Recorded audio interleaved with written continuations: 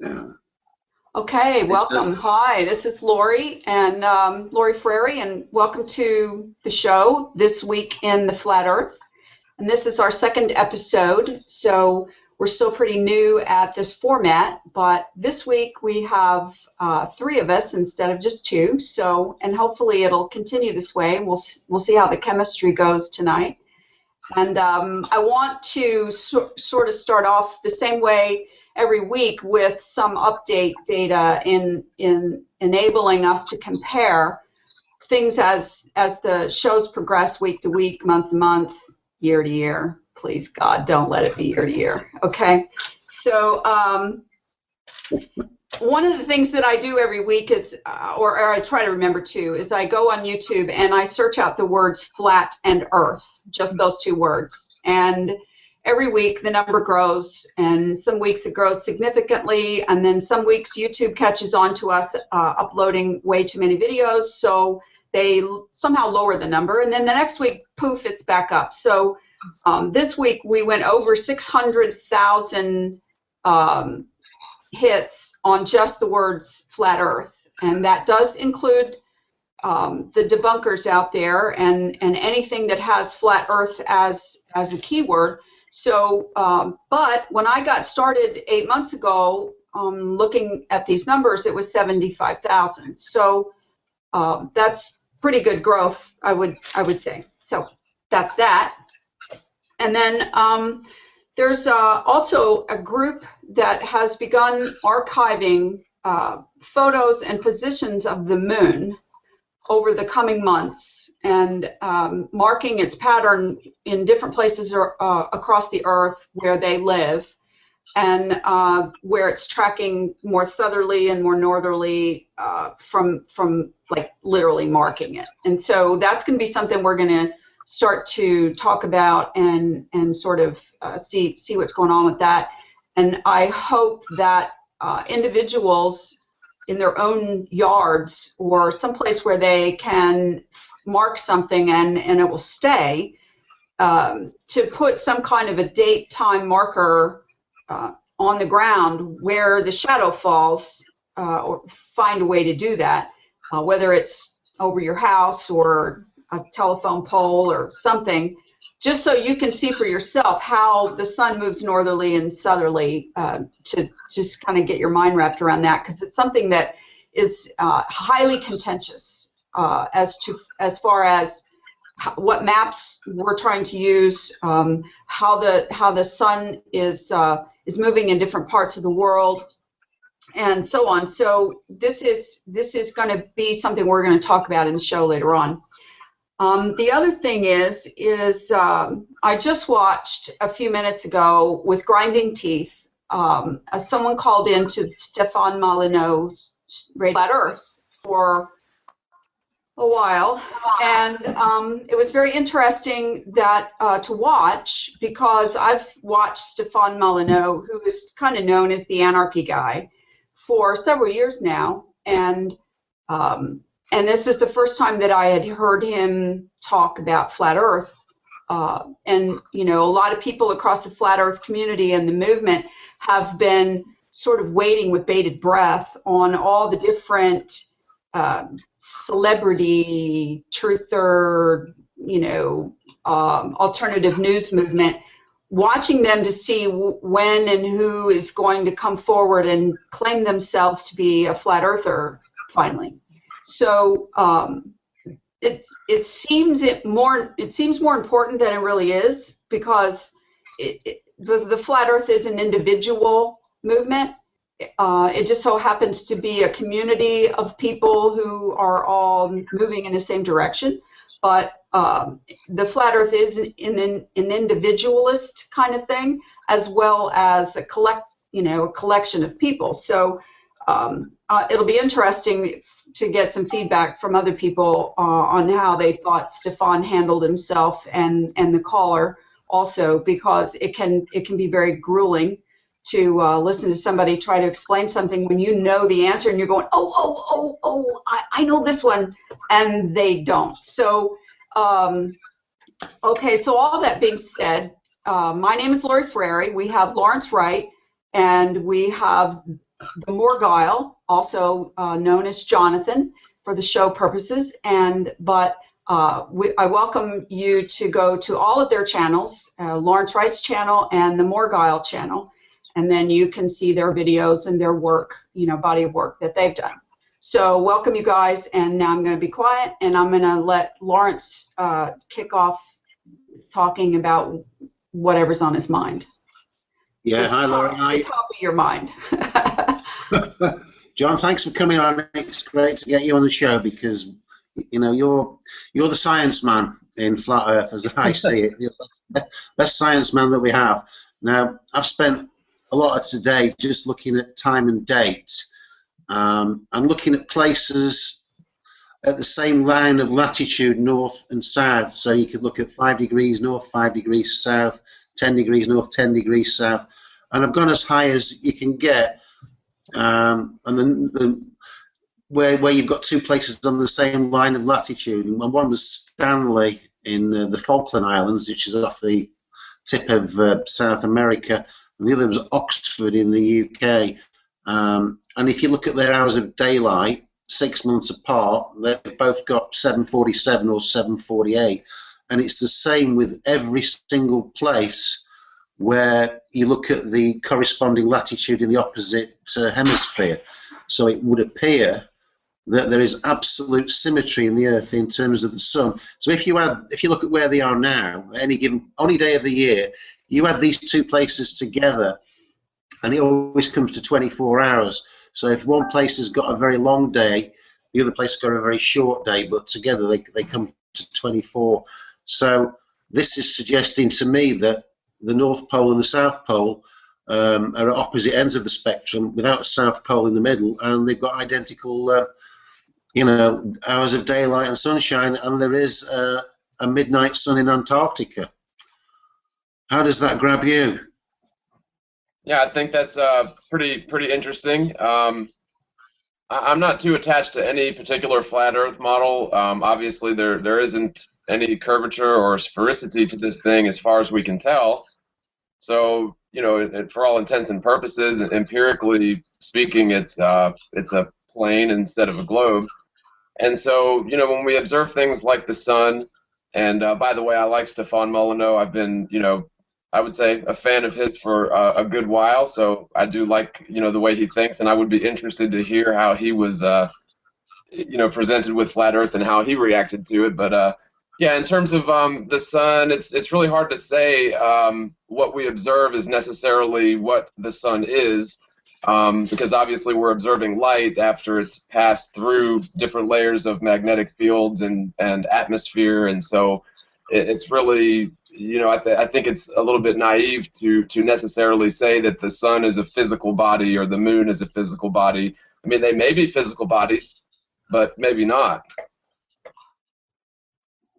Yeah, I mean, the thing I have with this AE map is when I got into Flat Earth just under a couple of years ago, I automatically accepted the findings of the unofficial Flat Earth Society, if you know what I mean, because the official one is obviously it's just a controlled opposition group. So this Gleason map, which came out about 2 years ago, I was assuming that was an authentic map, but I'm just wondering how could they have had that map back in 1892, or when it was about 1890s? How could they have that map then before there was any exploration of Antarctica? Do you think that map is genuine? Is it possible that map could have been put together and slipped into the flat Earth community to throw us off our tracks or to reinforce the AE model? Well, don't you find it odd that the flat Earth community is using the same map as the United Nations? Right. Yeah, that's funny. These people are quite devious, aren't they? So why would they tell us what the exact map would look like? Right. That's a good point. And I like the Gleason's map. I like the azimuthal equidistant map. But one of the things that I always say, and sort of a caveat that I add, is I'm not claiming that even those are accurate maps. Because as far as I can tell, even those two maps are sort of based off of the relative distances interpreted on the globe model. And so I think that it may be a lot more abstract than that when you actually get a good, full look at the thing. But it is important that we have accurate maps, and those two that I mentioned do seem to be somewhat accurate, or at least, it's a good. I think they're a good way to sort of introduce someone to the flat Earth model and how it works.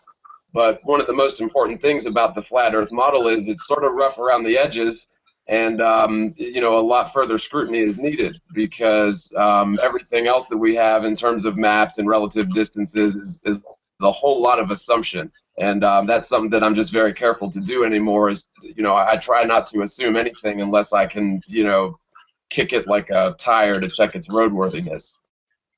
Yeah, I agree with that. One of the things that bothers me about any of these maps is, how, what are you going to use to compare one with the other?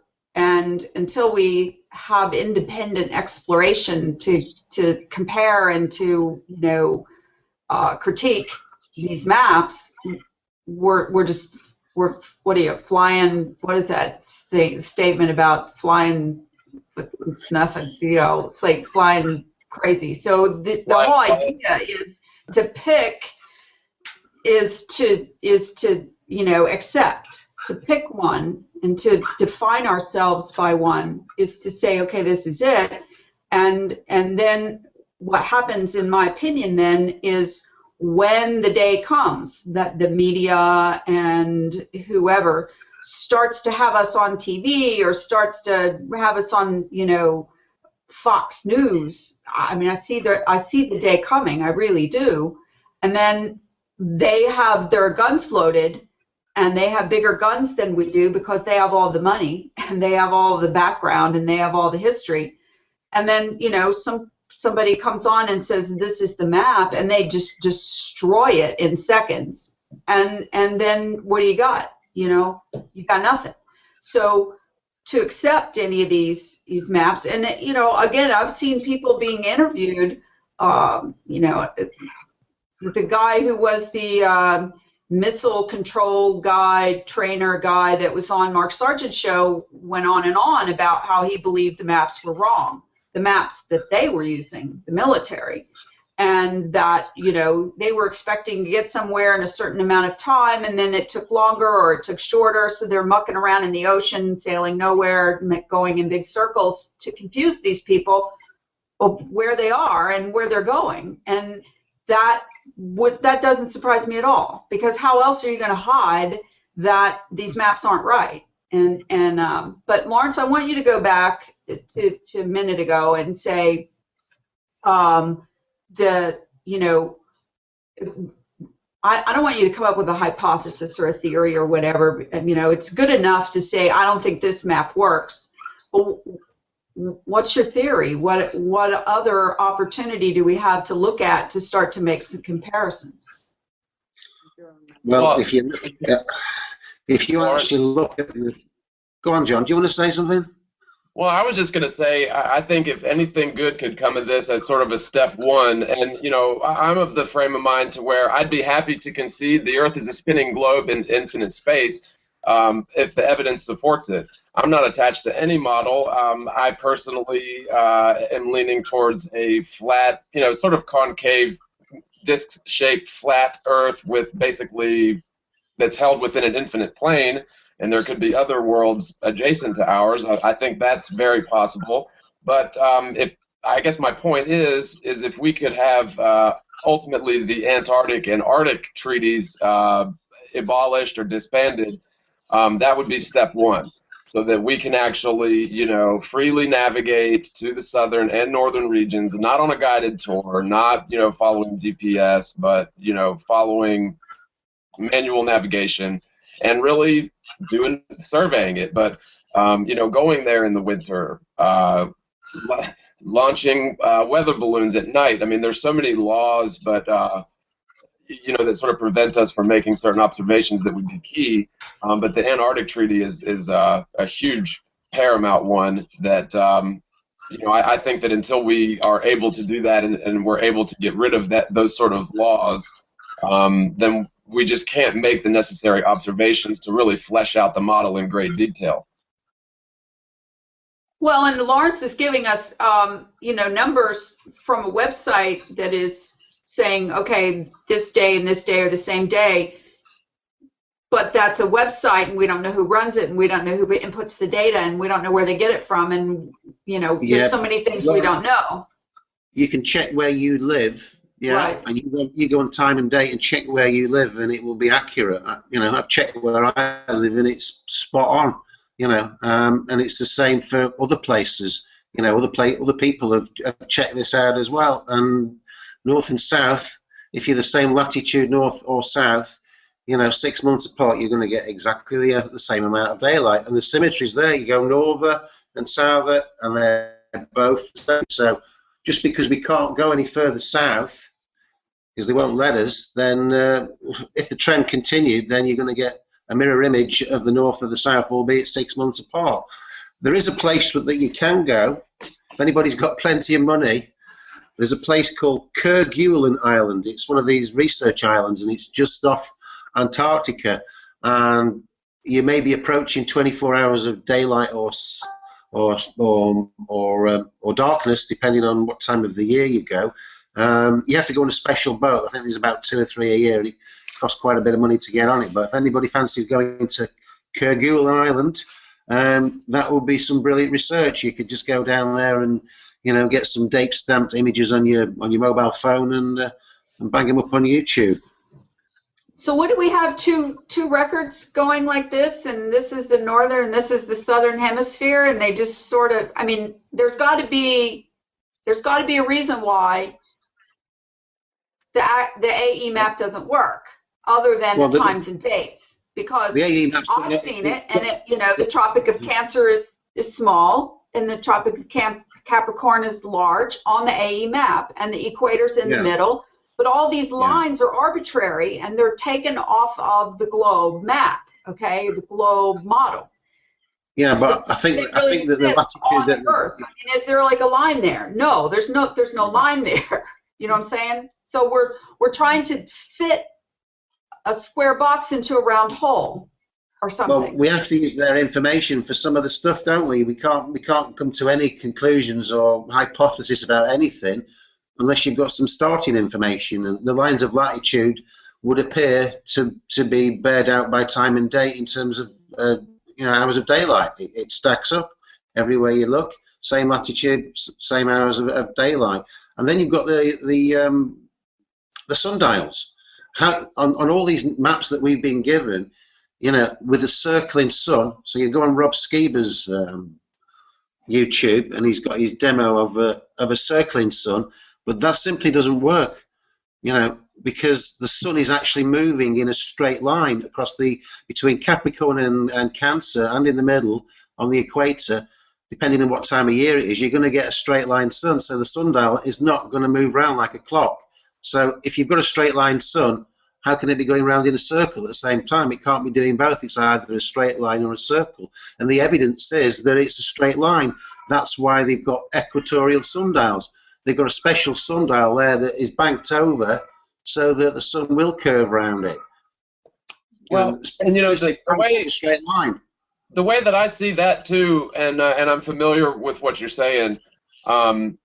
If the sun does follow a curved path around the North Pole, obviously, it doesn't make a whole lot of sense to me that it would take the same amount of time to go around the circle in the winter, unless it was accelerating faster and faster as it became winter in the northern hemisphere, because in the flat Earth model it would have to be going along a much larger circle.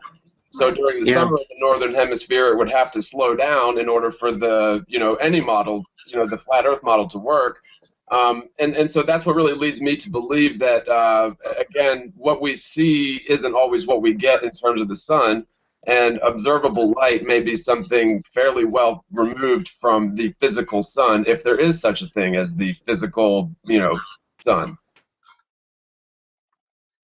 Yeah, well, the other things that stack up with the sun moving in a straight line is these chapters from about 70 to 74 on the Book of Enoch, and that's like an operating manual for the sun, moon, and stars. It's saying exactly what they're doing, and they're going through these things they describe as gateways or portholes, and presumably they go through one gateway and they emerge. You know, they start off in the east and end up in the west. So as it reaches the boundaries of the Earth, it re-emerges at the other end as the sunrise. Well, you know, I've thought about that many times, and I'm not opposed to having somewhat of a supernatural belief about the sun, the moon, the stars, and what's going on in the heavens, because I mean, why do we have to think it's all natural, like we can touch it, feel it, smell it, whatever? If you call electromagnetic plasma phenomenon supernatural, then yeah. But I mean, it's very possible that the sun could be some type of electromagnetic plasma phenomenon, which, you know, according to our terms, and that, you know, that would be somewhat supernatural. But really, there sort of has to be a natural explanation for all of this, and I agree with you guys that you know, the conventional flat Earth models, especially, you know, some of the maps that we use, are just not accurate, and I've really sort of adhered to that for the duration, because again, it's almost as if we're taking globe Earth relative distances and just sort of making that work on a flat Earth map. So that, to me, that's problematic. It's problematic to me as well, because there's no way to explain. I mean, I've seen a lot of situations where something that works on the globe also works on the flat Earth. They just have a different explanation for why they both work. Okay, and I also understand how they created the globe with sort of ad hoc reverse engineered theories that if then, you know, I can explain this away, and so I can see how they accomplished that. And as time went by and people questioned different factors of what they came up with, then that calls for another ad hoc reverse engineered theory to support the one that you guys are questioning. So as time went by, everything got a little supernatural, because now we're flying through space, and now we're vortexing, and now we're, you know, 93 million miles, and all of these distances to make things work, and the tilt and the axis and all of those things to make it work. But yet, when you start to disassemble all of those things, you want to try to fill in the blanks or put those puzzle pieces in to make a different puzzle out of it. You know, well, we still have these same puzzle pieces. Now we have to make it work for flat. And, you know, that whose responsibility is that? You know, that's not just one person's responsibility. It's like everybody's trying to create the definitive model that counters the globe. And there's just not enough information to be able to do that. There's not enough data. And so people are just, you know, coming up with, well, what ifs? And then that sounds good to somebody, like concave, for example, or the one I heard about that was like a tube. We live on a tube, and the ends are open, and there's like a toroid. I mean, I've heard so many theories now that I'm completely baffled that we've stuck with the one that we've had for so long, because there's a lot of really good, cool sounding theories out there. Okay, but at the same time, in order to truly sell this, and I, you know, I'm not trying to market flat Earth, and none of us should be, but in order to compensate for the answer parroted responses that we're getting back from those debunker types, the globe lickers, as you know, they've been starting to be called. You know, it's a new show, Stump the Flat Earther. And well, that's not that hard to do when you don't have a map to go by even. Well, you know, one thing that I like to say to that is because the globe Earth model is very complex, and there's a lot of elements to it that have been sort of theorized and almost carved into stone as fact over the years. And it's like how can I put this? It's almost like I struggle whether if the whole globe Earth model is a series of lies or a series of logical misunderstandings, because it's almost as if in some respects it is a very logical conclusion to come to that we live on a spinning globe, and there's lots of different ways that it's been proved. But now that we have modern technologies, for example, the ability to communicate across long distances instantly and to chart things all over the world simultaneously, and then, of course, we have flight. We know all sorts of things about electromagnetism that just none of these technologies were around during the Newtonian era. And if you really sit down and think about it, all of our physics is based on Newtonian physics. And when you bring electromagnetism into into these topics, for example, gravity, there are other explanations. And now that we have the ability as individuals to send weather balloons up 40 miles into the air, and there isn't any curvature of the Earth, and the horizon, meets your eye at eye level, even at those altitudes, there's basic fundamental evidence that leads you to the conclusion that it couldn't possibly be a spinning sphere. And so then you have to go back and revisit all of these different proofs of the globe, and they really do start to fall apart. Then you'll get a theoretical physicist that's, that says, well, what about, this thing that I'm really attached to? But at the end of the day, even basic astronomy disproves the heliocentric model. For example, the North Star Polaris being visible well below the equator just simply couldn't happen on a globe in any case.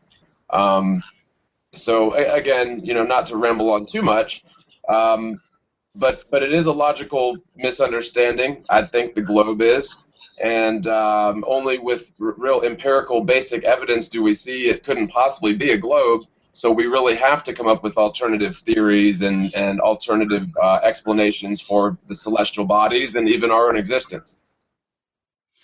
Well, and then we have, those who say, but, what about the pictures from space? Mm-hmm. And so each one of these elements that we have to deal with calmly and with logic, and they're going to come up with another question and another question and another question.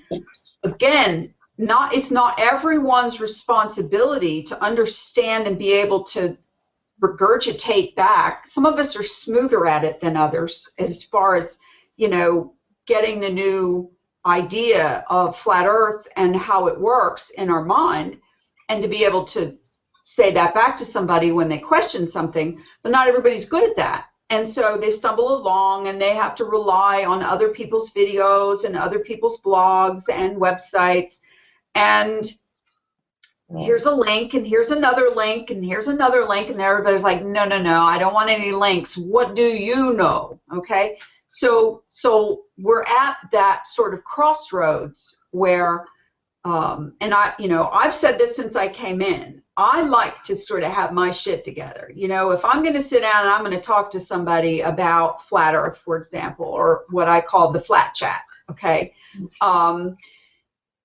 I have a certain expectation of what their questions are going to be. And there's probably 20 or 30 classic questions, and one usually leads to the next. But when certain questions are answered, like how does the sun work? Well, that's not like, oh yeah, well, let me just tell you how the sun works. Be like, oh, I got it all figured out. And since nobody does, or the moon, or the stars, or any of the other stuff up there that's too far away for us to actually touch, feel, see, smell. And so with these what I try to do, what I try to help people with is, how do you confidently answer people with certain, answer certain questions that you don't have a background, a knowledge, a history of understanding. Like a lot of people are, instantly they're spherical trigonometrists because they know 8 inches, times squared the miles is the curvature that should be expected. And then they'd get the calculator out, and then they'd come up with the number, and then this many feet, that many miles, this should happen. And since it doesn't happen, okay, the automatic first thing is, well, I question your math, period.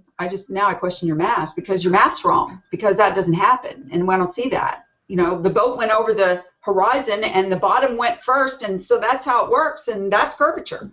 So that's the frustrating part of the science of the flat earth. And, you know, I am not a science mind. You know, I kind of am learning to be compared to, you know, my younger years, because now I'm questioning everything, and I'm having to unlearn a lot of stuff and then relearn it, and I'm having to understand what I'm learning.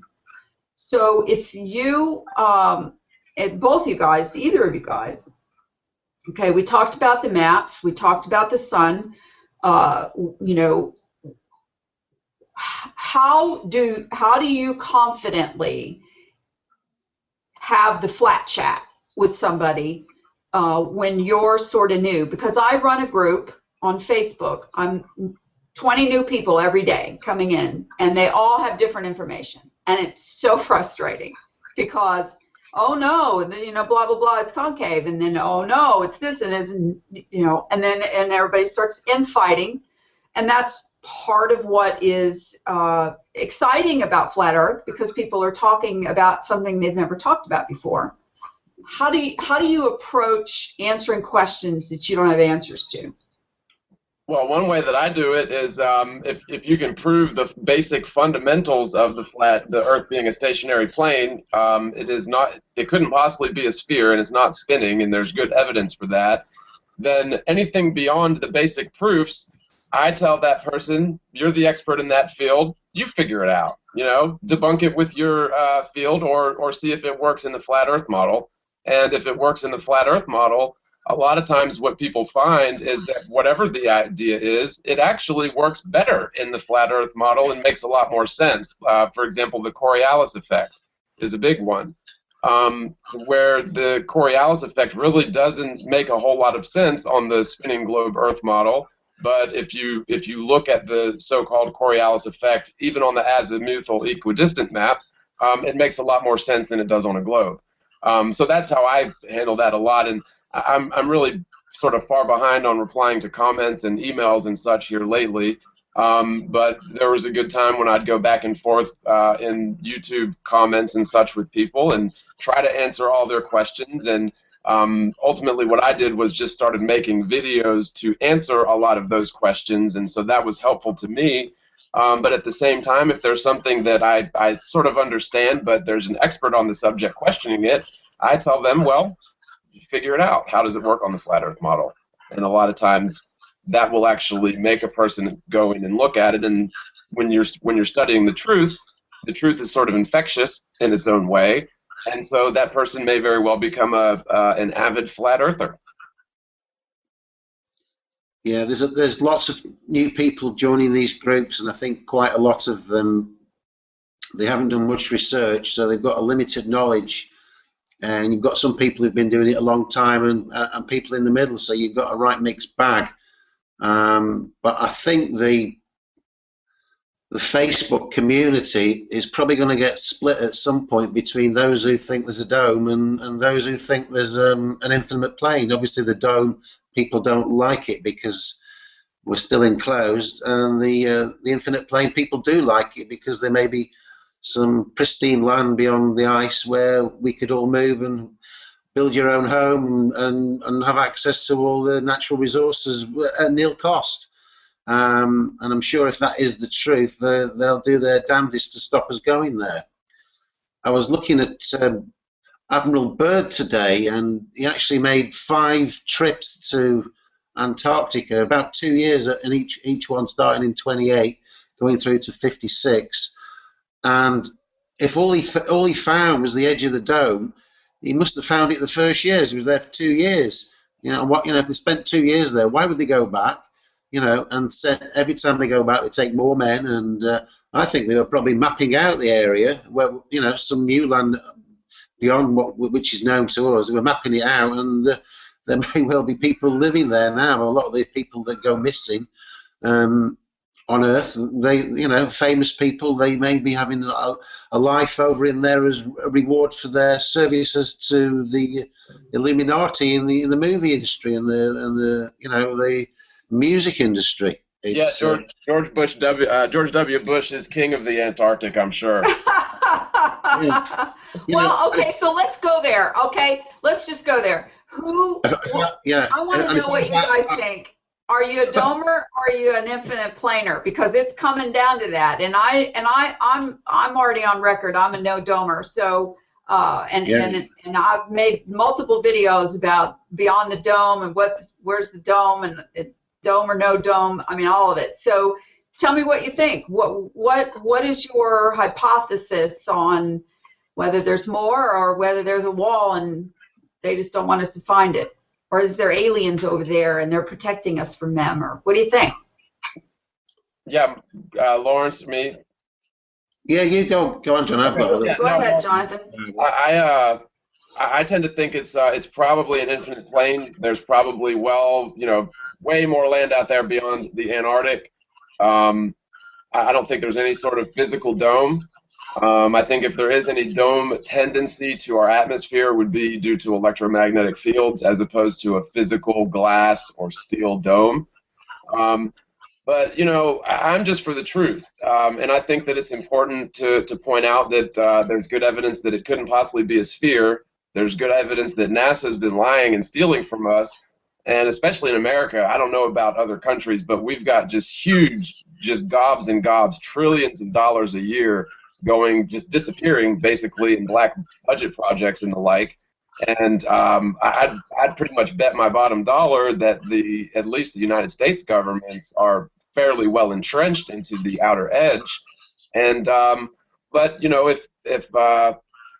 if new evidence leads me to another conclusion, then I'm just simply for the truth. But we sort of do we have our models that we like to lean towards, and me personally, I just don't see the militaries of the world going to such great lengths to hide the world's simple flatness. But I do see them building a perimeter around the outer world that we are basically imprisoned from. Okay, so two of the things that people use a whole lot and are using a whole lot right now to endorse the dome, and that is sundogs and rainbows. Mm-hmm. Is either one of those things affect your belief at all? If the atmosphere is sort of not forced but compelled to maintain its container, and that container is at least half of an electromagnetic field, or probably more of a complex electromagnetic field than we truly understand. But it makes a lot of sense to me that atmosphere would take a dome-like or a bell-like shape, even in a infinite plane model. And I don't think that it's scientifically justified to say that because of rainbows or because of sundogs, then there must be a physical dome in the sky. I think that's jumping to conclusions. I think that there's evidence that the atmosphere is somehow contained or compelled into a dome-like shape. But to me, that's all that indicates scientifically, empirically. All right, Lawrence, what do you think? Yeah, I think if it was a dome, then and Admiral Byrd actually found a physical edge of a dome, one that you could see and touch, then they wouldn't have been firing missiles up. They'd just plant some high explosives if they wanted to get through it. Plant some high explosives by the side of the dome in Antarctica and blast a hole through there. What would the point of being sending rockets where you can't even see whether they're going to reach or not? You could apply an explosion directly onto the surface of the dome. That would make more sense. Some people say that they tried that Operation Fishbowl, and trying to blow holes in it, and it didn't work, and that's why they created CERN, was to blow a different kind of hole in it. So, I mean, they got an answer for everything. Trust me. Well, those Operation Fishbowl clips looked like cartoons to me. I personally, I don't just gobble up and take at face value anything that the U.S. government presents, including the documentary evidence of Admiral Byrd's missions. Obviously, the military and the government are going to show us what they want us to believe whether that is true or not is irrelevant. And there's actually been pretty good evidence that that even nuclear technology in the form of nuclear bombs, that all may be a hoax. And I'm compelled to think that that's very possible. Ditto on that. Okay, so Yeah. so Lawrence, what's out there in your opinion? What do you speculate? Oh, I'm pretty sure that there's some pristine land beyond there. Obviously, how much we wouldn't know, but I think there's some pristine land, and I think people, famous names, they probably go there because I think that's where Admiral Byrd went. You know, he was a really fit as a butcher's dog. His brothers lived like 10 years older than him. You know, the guy kept himself in very good shape. I think he went. You know, he spent 10 years there anyway. He probably thought, "Well, this is a fabulous place. I'm going to retire here. I'm not going to stay, you know, in America. I'm going to go to somewhere that's not been spoilt."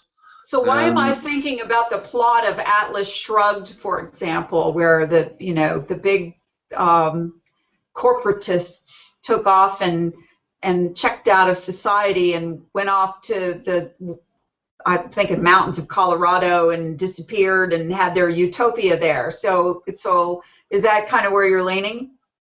Well, I think that they've probably got places like that on this earth, but there may be even better places that we haven't yet seen. And if you think about it, we've got on this planet, sorry, on the earth, you've got 1% of the people owning 99% of the wealth. All the land is in somebody's ownership. So if there was more land beyond that nobody owned, do you think people would stay here if they had the choice?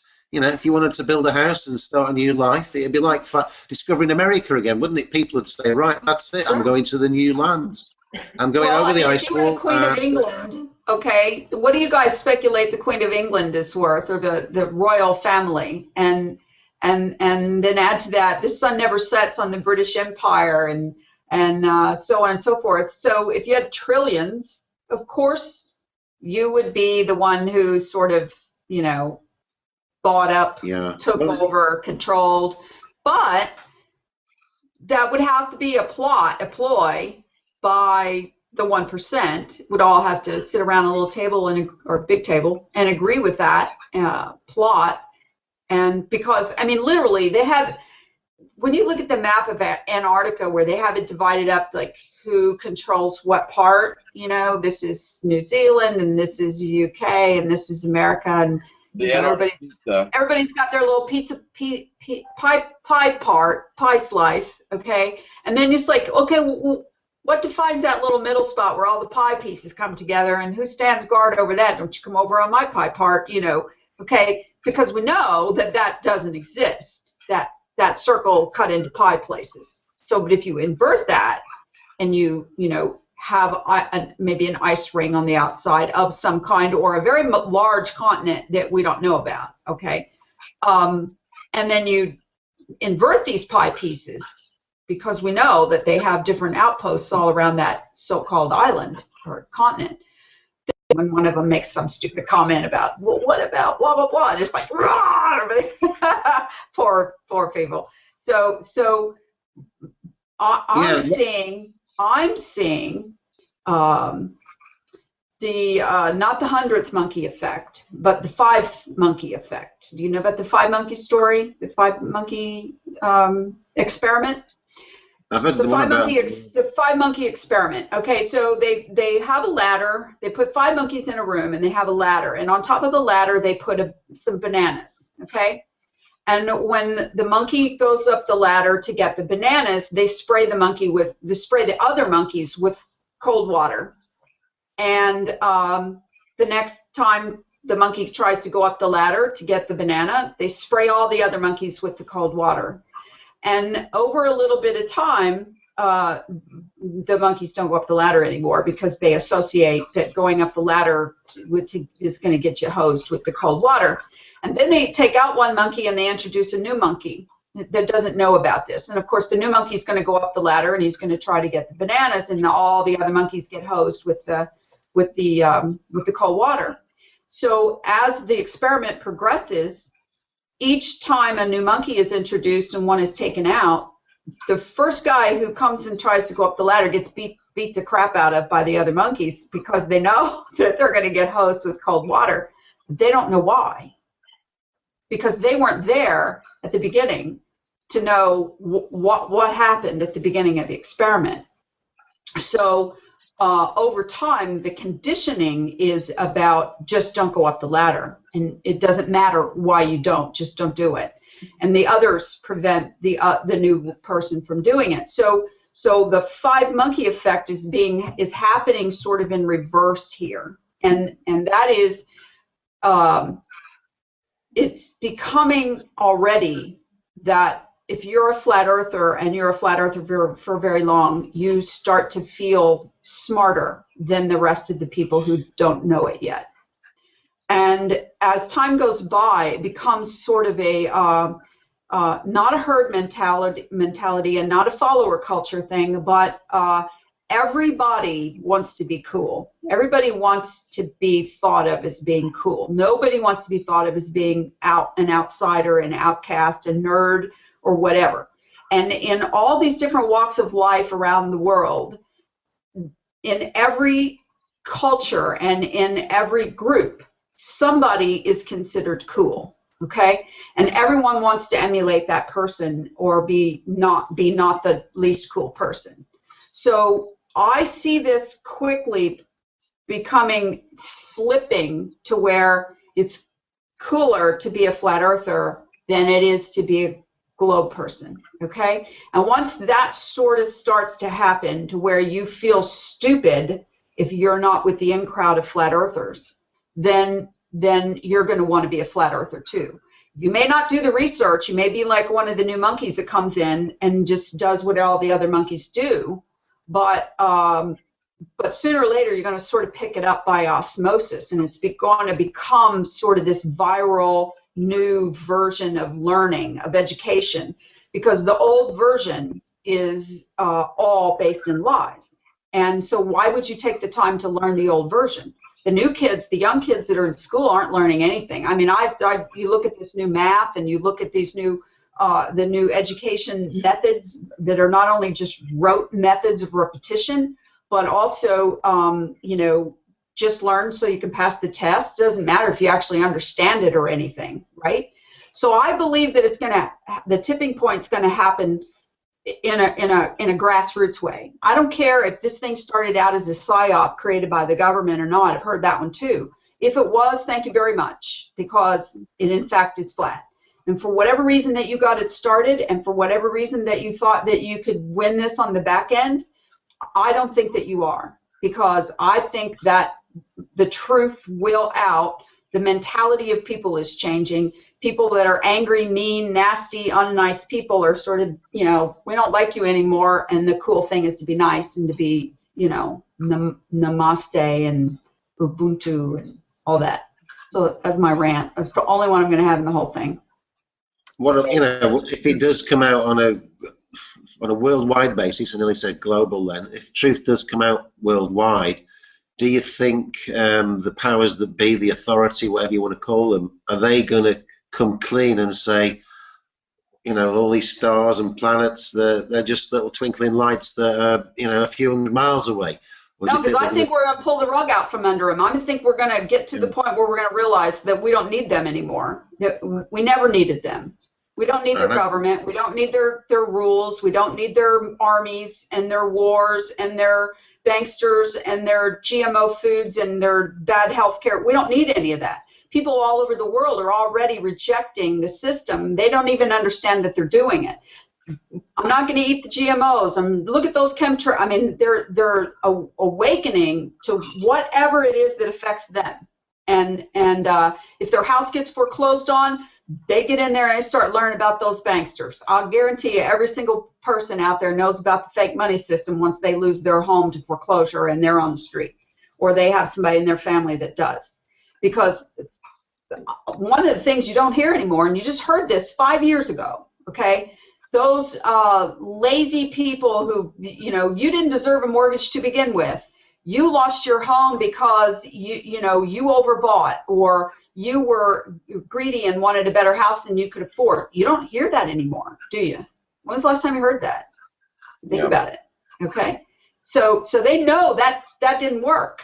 That people knew people who lost. Everybody knows somebody that lost their home to foreclosure.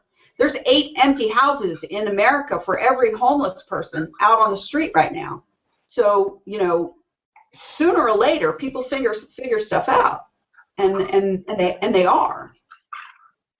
So how would you think the mechanism would work to remove all these people from power, and we have a nice place to live once more? How's that going to happen? One day, and I've been saying this for probably 8 years. One day, people will realize what would happen if all of us just finally got together and didn't pay our taxes. What would happen if all of a sudden one day all of us got together and said, sorry, this month we're not paying our mortgage. None of us. Okay? Imagine what happens when the powers that be go, oh my God, they know. And so all it is, the power has been in our hands all along. It's like the Wizard of Oz and the Dorothy thing and the click your heels together and poof, you're back in Kansas. We've had the power all along. Anytime we wanted to say, all of us, that we weren't going to pay our tax, there's going to be some goober, some person who sucks up to authority no matter what happens, okay? Well, they're going to go be the dummy that's going to pay their taxes. But when enough people get involved in this, it really should be pretty easy to get it started. And really, step one has to start with the Federal Reserve. And 10 years ago, if you would have asked 100 people, what's the Federal Reserve Bank, they'd say, oh, well, that's the government bank where they print our money, if they even knew that much.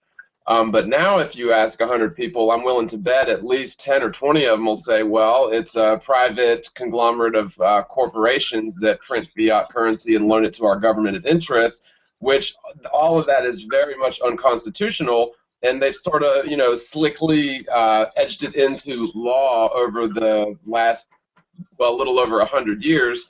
And so as easily as they got it in, and they did some pretty shady stuff to get the Federal Reserve Act passed, but it should be easier for us to get rid of it.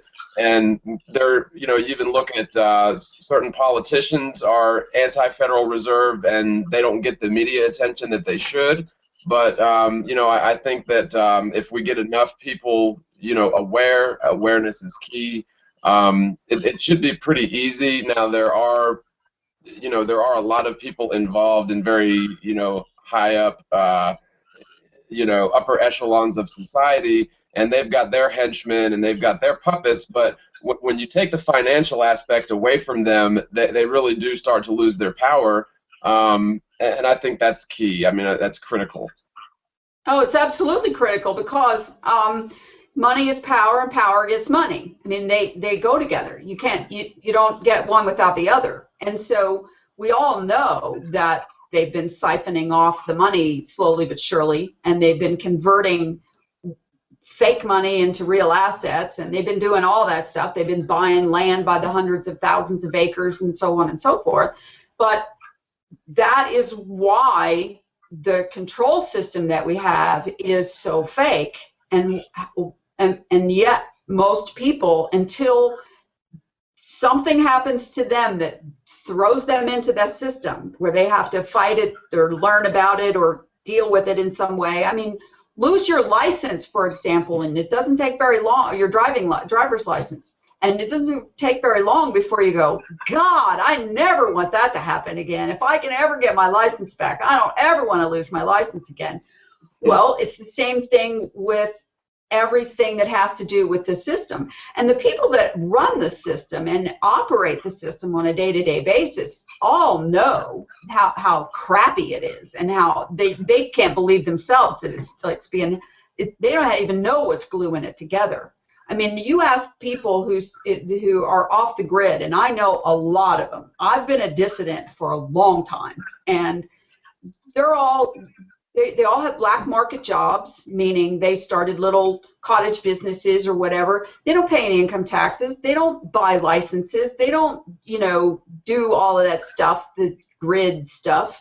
They don't do all of that. They just make some cash money, and they buy their food and they pay their rent or whatever it is, and they're not a part of the system for the most part.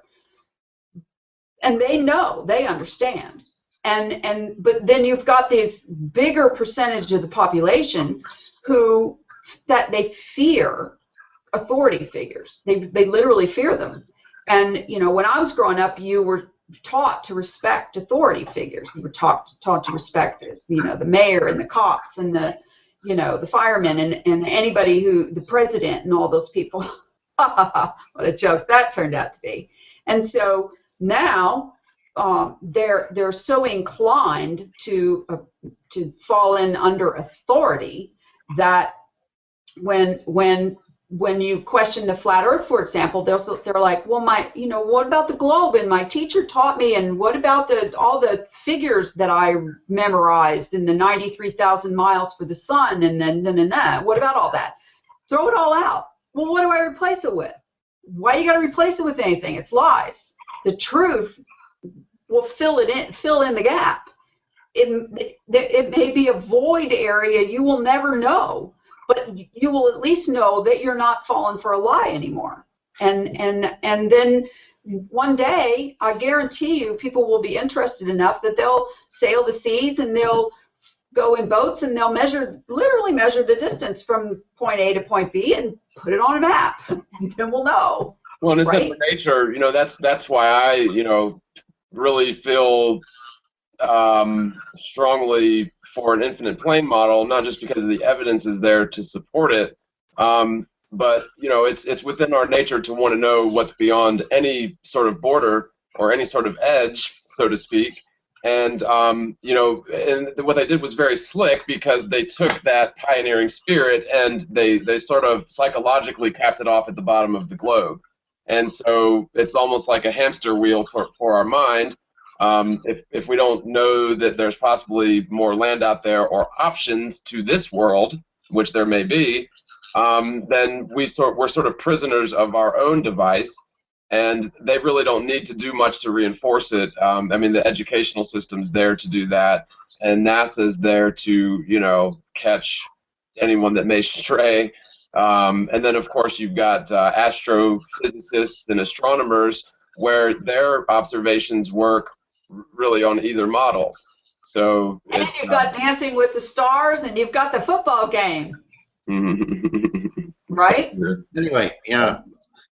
We had Operation Telescope last week, John, which was, I managed to get together 1,500 email addresses and names of astrophysicists and astronomers, and we've got some replies in. I'm just going to read a quick reply out, and maybe you can pass comment on what this guy was saying, John, see what your take on it is. Yeah, I'd love to hear them. I'd love to hear. You were telling me about that, and I'd love to hear how some of them responded.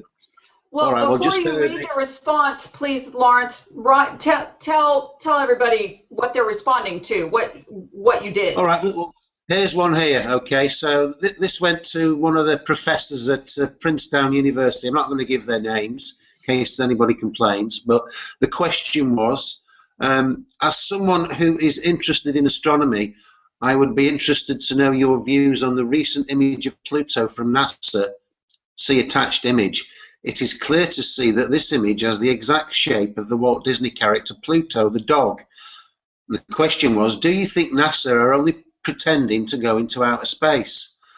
I look forward to your reply. Kind regards. And then the reply comes back and it says this. Yes, I am totally convinced that NASA have nothing better to do than spend $18 billion making sure that planet Pluto can be used in a Disney marketing campaign. You don't pretend to do science. There is no upside to doing so. And if one's motivation were to hoodwink the world for profit, then all scientists will become politicians and all management consultants. Thankfully, most scientists have more integrity. So that looks like the people know that NASA are lying about stuff, but they don't know why they're lying. Yeah. Well, it also was a pretty clever tongue-in-cheek, meaning you could take this either way. Yeah, okay. Did you kind of get that, Morgan? Yeah, I kind of think he was being a little bit facetious. Flippant, And, the funny thing is I've had actually astrophysicists ask me, how is NASA making any money off of these, films that I'm purporting that they're making, which that's all they really have ever given us are films, maybe some telemetry and such. But yeah, how is NASA making money? Well, NASA gets over $18 billion every year, and that's even after it's been, transferred over to a private sector business, so to speak. And so, yeah, there's a crap ton of money involved in pseudoscience, especially if you're NASA. For real. Yep. Well, Yeah. okay, so I think that's interesting, though, that they're responding. Okay. All right. Take a listen to this one. This one, Lawrence. That picture with this Pluto, was that an actual picture from NASA, or that was just like a hoax, a little meme? No, that's an official NASA photograph. It's stamped with NASA's, source data. You can go onto NASA's website and see the picture of Pluto with Pluto on it. Okay. And that's how ridiculous it is. You don't see the cartoon image overlaid, no, but you. Well, no, because I've seen the picture, and I didn't do any research into it. I just assumed that it was a hoax. Yeah. I didn't know that it was actually a NASA image. It's a real NASA image, and if you go on NASA's website, you will see Pluto with the shape of Pluto, which fits exactly the image of the dog, even its nose and its ears. That's how bad it is. That's funny. And this is another reply from Princeton University. We actually asked this guy 13 different questions. The last one, which was, he obviously read it all because he replied to the last question, and he was asked how would he feel if he spent his whole lifetime studying the stars and space and planets and stuff like that, if he were to find out that he'd been looking at the ceiling, something a few hundred miles up that wasn't a gazillion light years away, and he'd been wasting his time and his whole career had been a waste. Just let me plug this in a bit more. Here we go. So I've got my power back on. Anyway, this is the guy's reply. He said, this is a professor from Princeton University. He said, hello friend, I study the stars and space, whether you think science is real or not, because they are beautiful, and I have found my studies of the stars and space to be fascinating, stimulating and fulfilling. Even if there were just one star in the sky, I would continue to study that star because I love what I study. Even if the sky were just a ceiling, I would continue to study that ceiling because I love what I study. And he goes on and on and on. He writes a book. He writes about 1,000 words, saying you shouldn't believe what you see on YouTube.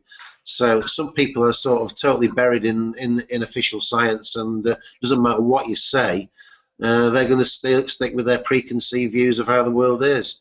Did you ask him how much he makes a year for those? I would study this would he study it for free if he actually, so no, much? because Laurie, I had a student helping me compile this database, and he was going on all these websites for the universities, and it says against some of the professors how much money they get as grants each year to study this stuff, and some of them are getting $5 and $10 million. And that's just one person in a huge department. Well, so don't you remember the guy, the team that made like millions of dollars studying cow flatulence, for methane, whatever? Yeah. It's amazing. Yeah. His response you know what, Morgal? Let me ask you something, John. If you were given one of these grants, let's just say $100,000, because to you or I, that'd probably be a boatload. You don't need millions. What for studying something scientific for the flat Earth? What would maybe to make a documentary about your study? What would you do with it? That's a good question.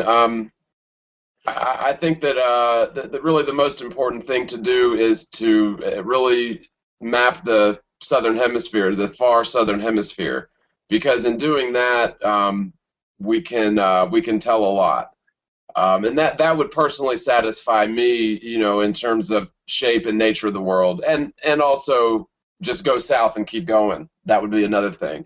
I guess I'm a southward kind of guy. When America was founded, it was manifest destiny, which is going from east to west, all the way from sea to shining sea. And that's sort of how people are. We want to know what's out there beyond, that river, what's out there behind that mountain. what's out there beyond the Antarctic. You know, if it turns out that I'm on a polar cap at the bottom of a sphere, which I highly doubt is the case, but then that's great. Then I'll know. If we can sail, 20,000 miles going due west and still don't make it all the way around, then, then we know.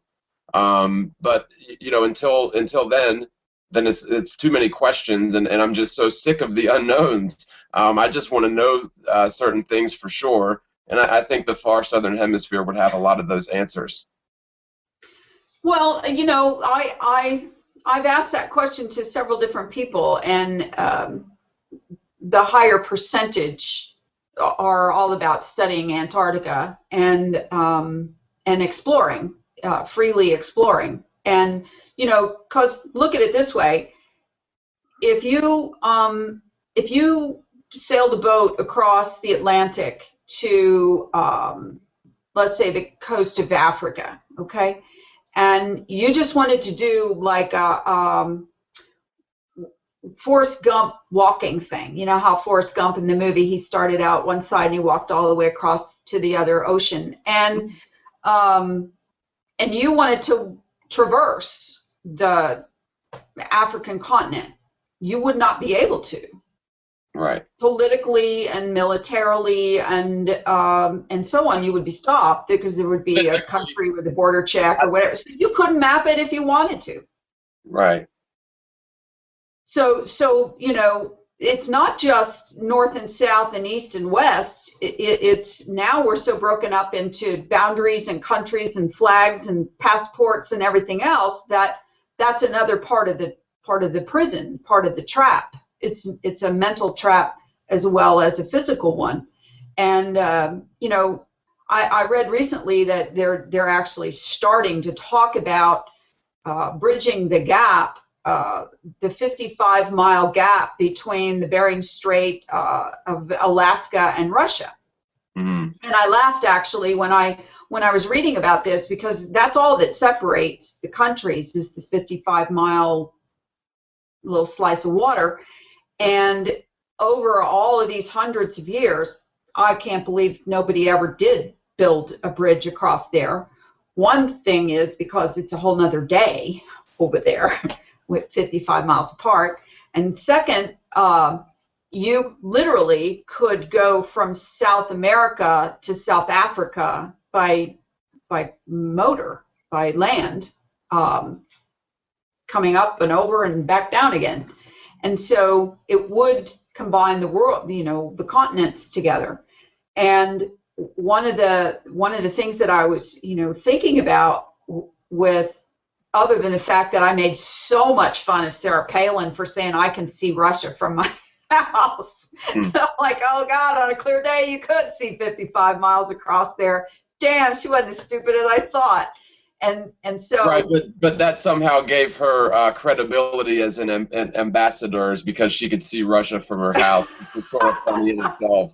It was a big faux pas, regardless of how it came out. But right. But anyway, I mean, you literally are in another day when you if you would cross this bridge. So the economics would be affected, okay? Because you literally wouldn't have to make a phone call to bet on something going on the next day. You literally could time travel. And so somebody would have to do something about the time mapping, blah, blah, blah.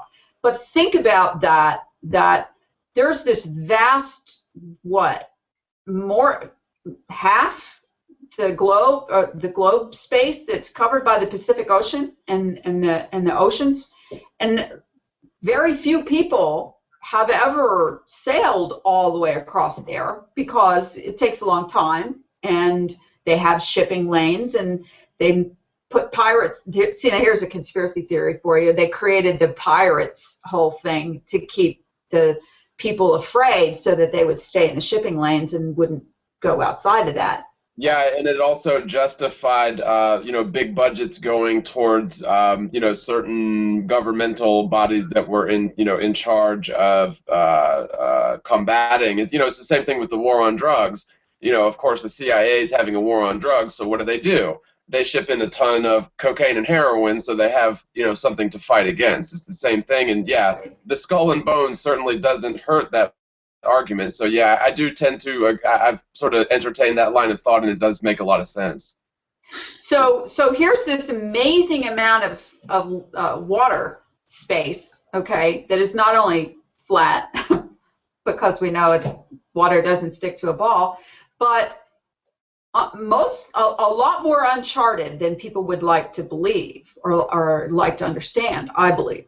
And to go into Antarctica from that direction where there is no other landmass nearby, because everybody knows, you got to have fuel, or you got to have rations or food and water and so on and so forth, and there's only so much of that you can carry on an independent boat.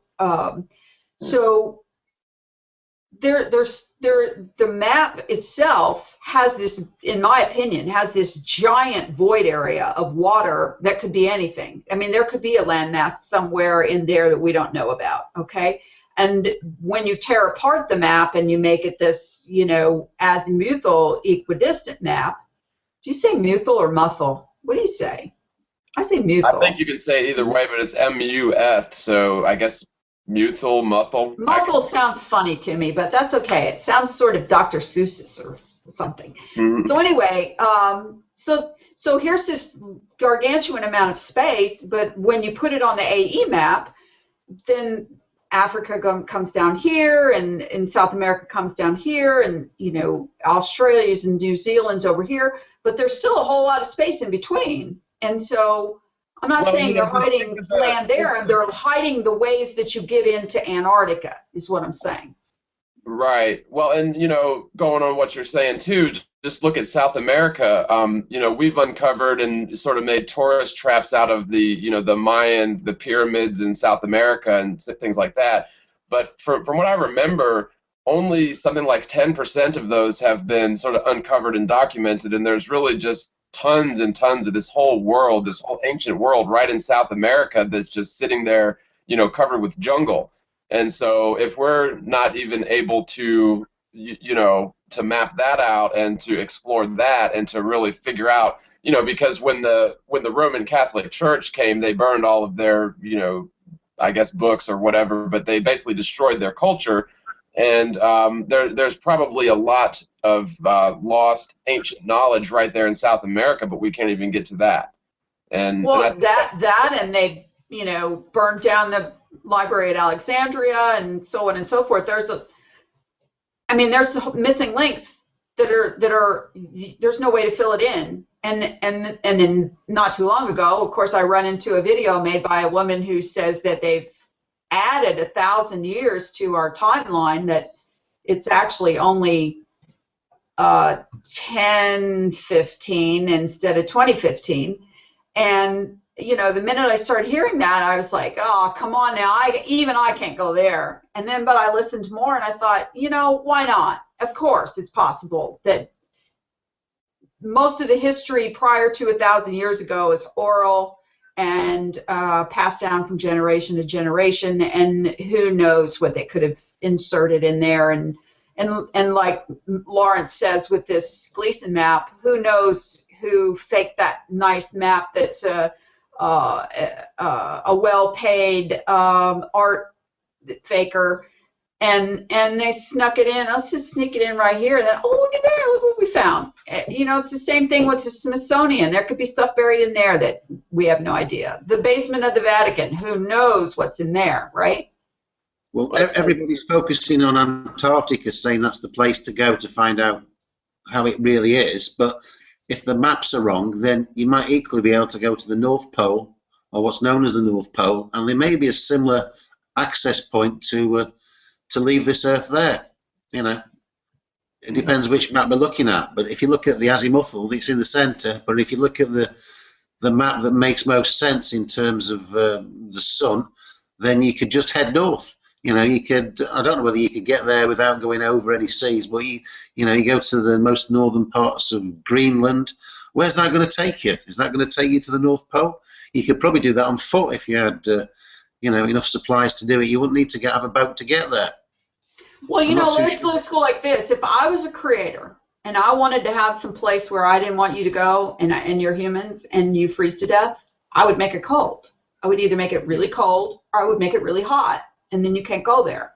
Okay, you can't live there, and you can't, go there for very long until the day came that you had developed the technology to be able to physically go there, or to send a drone over there, like a fly little drone, and show us what you got.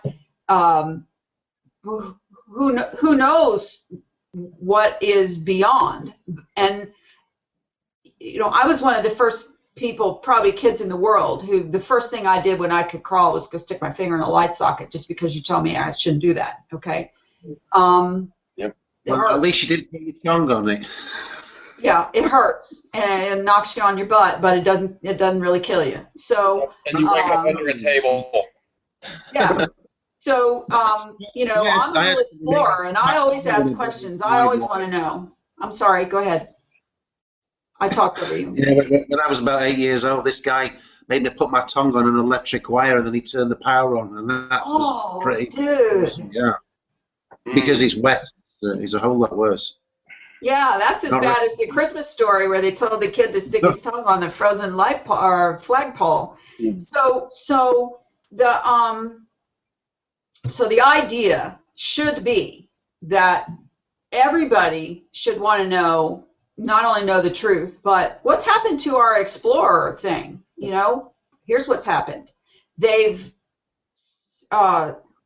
created a serendipitous, or that's not the right word, a fake way to fulfill that need, or that wanderlust, by doing the whole fake NASA going to space and planets and galaxies and all that stuff, and people live vicariously their need to explore by going on these sites and going, oh, I see them. I was like, I can't believe these people are like, oh my God, that's so beautiful. Oh my God, that's so wonderful.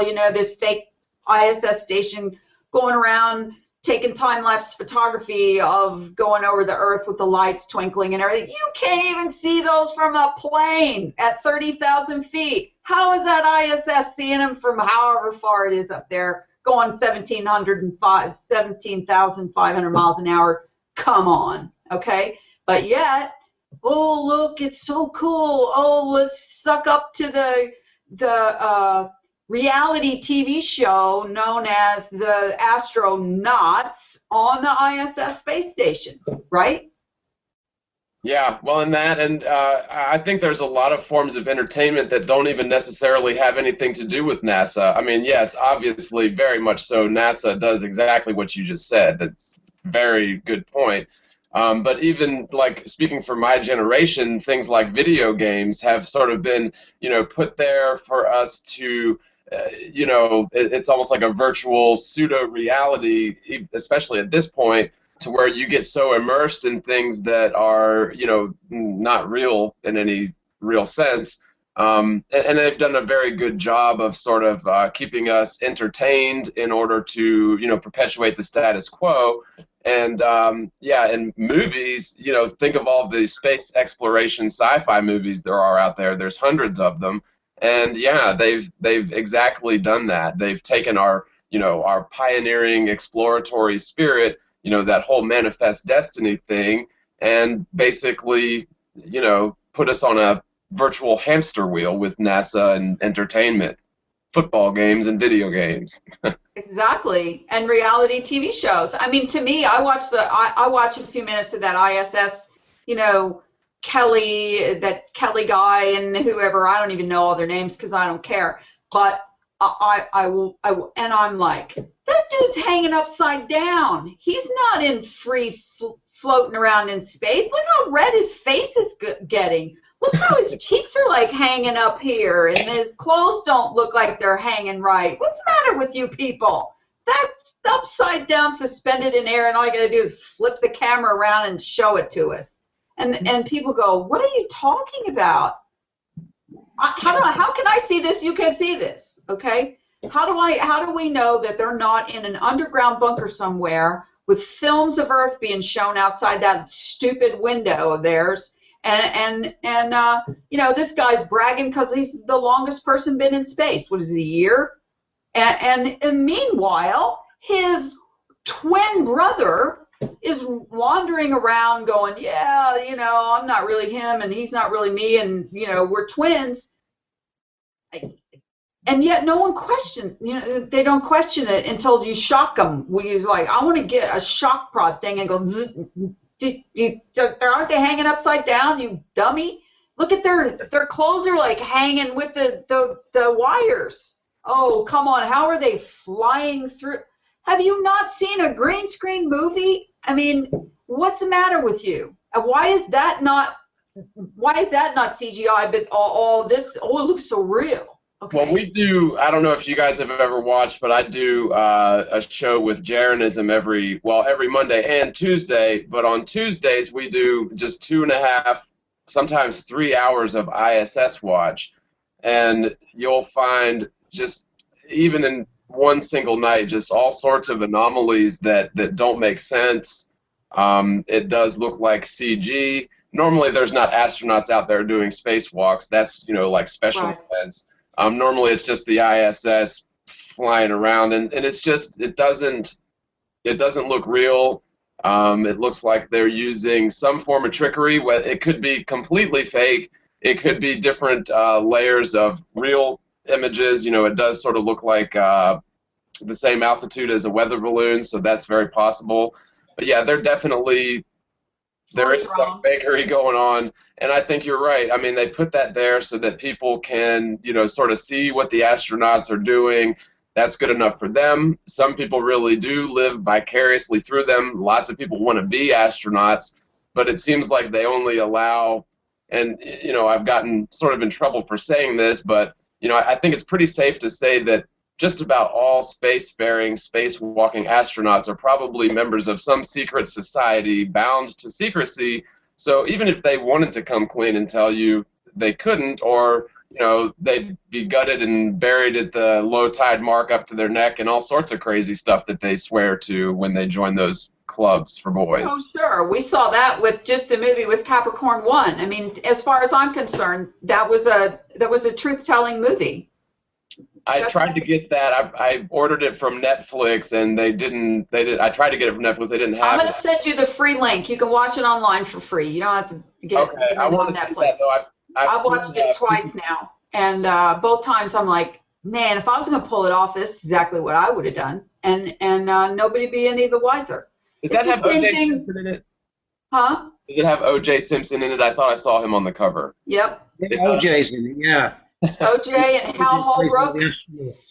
Hal Holbrook is like the leader of the, you know, the NASA guys who, they literally come and sneak them out of the cockpit of the missile, or the whatever you call it, the rocket, and take them out through a tunnel out the back, and away they go, and they're hauled off to a shelter warehouse somewhere in the middle of the nowhere desert, and they're acting like they're landed on the moon or Mars. You know, no, Mars. To me, part of it seems like, okay, John F. Kennedy promised to put a man on the moon in the decade, right? And it's almost as if they realized they couldn't achieve it, but they had to, you know, continue that narrative. And instead of just admitting to the world, oh, you know, we're failures, Russia can have space, it was a lot easier for them just to fake it. And when you realize things like the Antarctic Treaty are into play here, I mean, for all we know, Russia and the United States are way better buddies than we would ever think, even throughout the entire Cold War. And that what they do is they certainly do monetize our fear, but they also use our own fears against us and exploit those fears, and they do that through mass media outlets, obviously. But it really does fit so nicely, you know, when you finally do realize this thing, that you know, the world seems is a lot safer place than I was always led to believe. Well, think about this. Okay, so let's say somebody blows their mouth off and says, okay, I think we're going to go to space. and then they realized they can't go to space because they just sent up all these missiles and blew it to Kingdom Come and couldn't get out there. So, okay, here's the deal. You, Russia, you create Sputnik, and you go up there and you create the space race. Okay, now we don't need you to spend any more money than that because we got a lot more money than you do. So, but you create the competition that Americans are so hip about. They love competition. We got to be the most powerful country in the world, and here's how we're going to do it. You create Sputnik, and you put it up there in orbit, and then we're going to beat you to the moon, okay? And all of this is in cahoots, and now we all get to own the prize of saying, you know, outer space and space programs, and it's a way for all of us top guys to siphon money out of the people to spend on space, because you still have ESA, you have RASA, you have, you know, the Chinese now saying they went to the moon.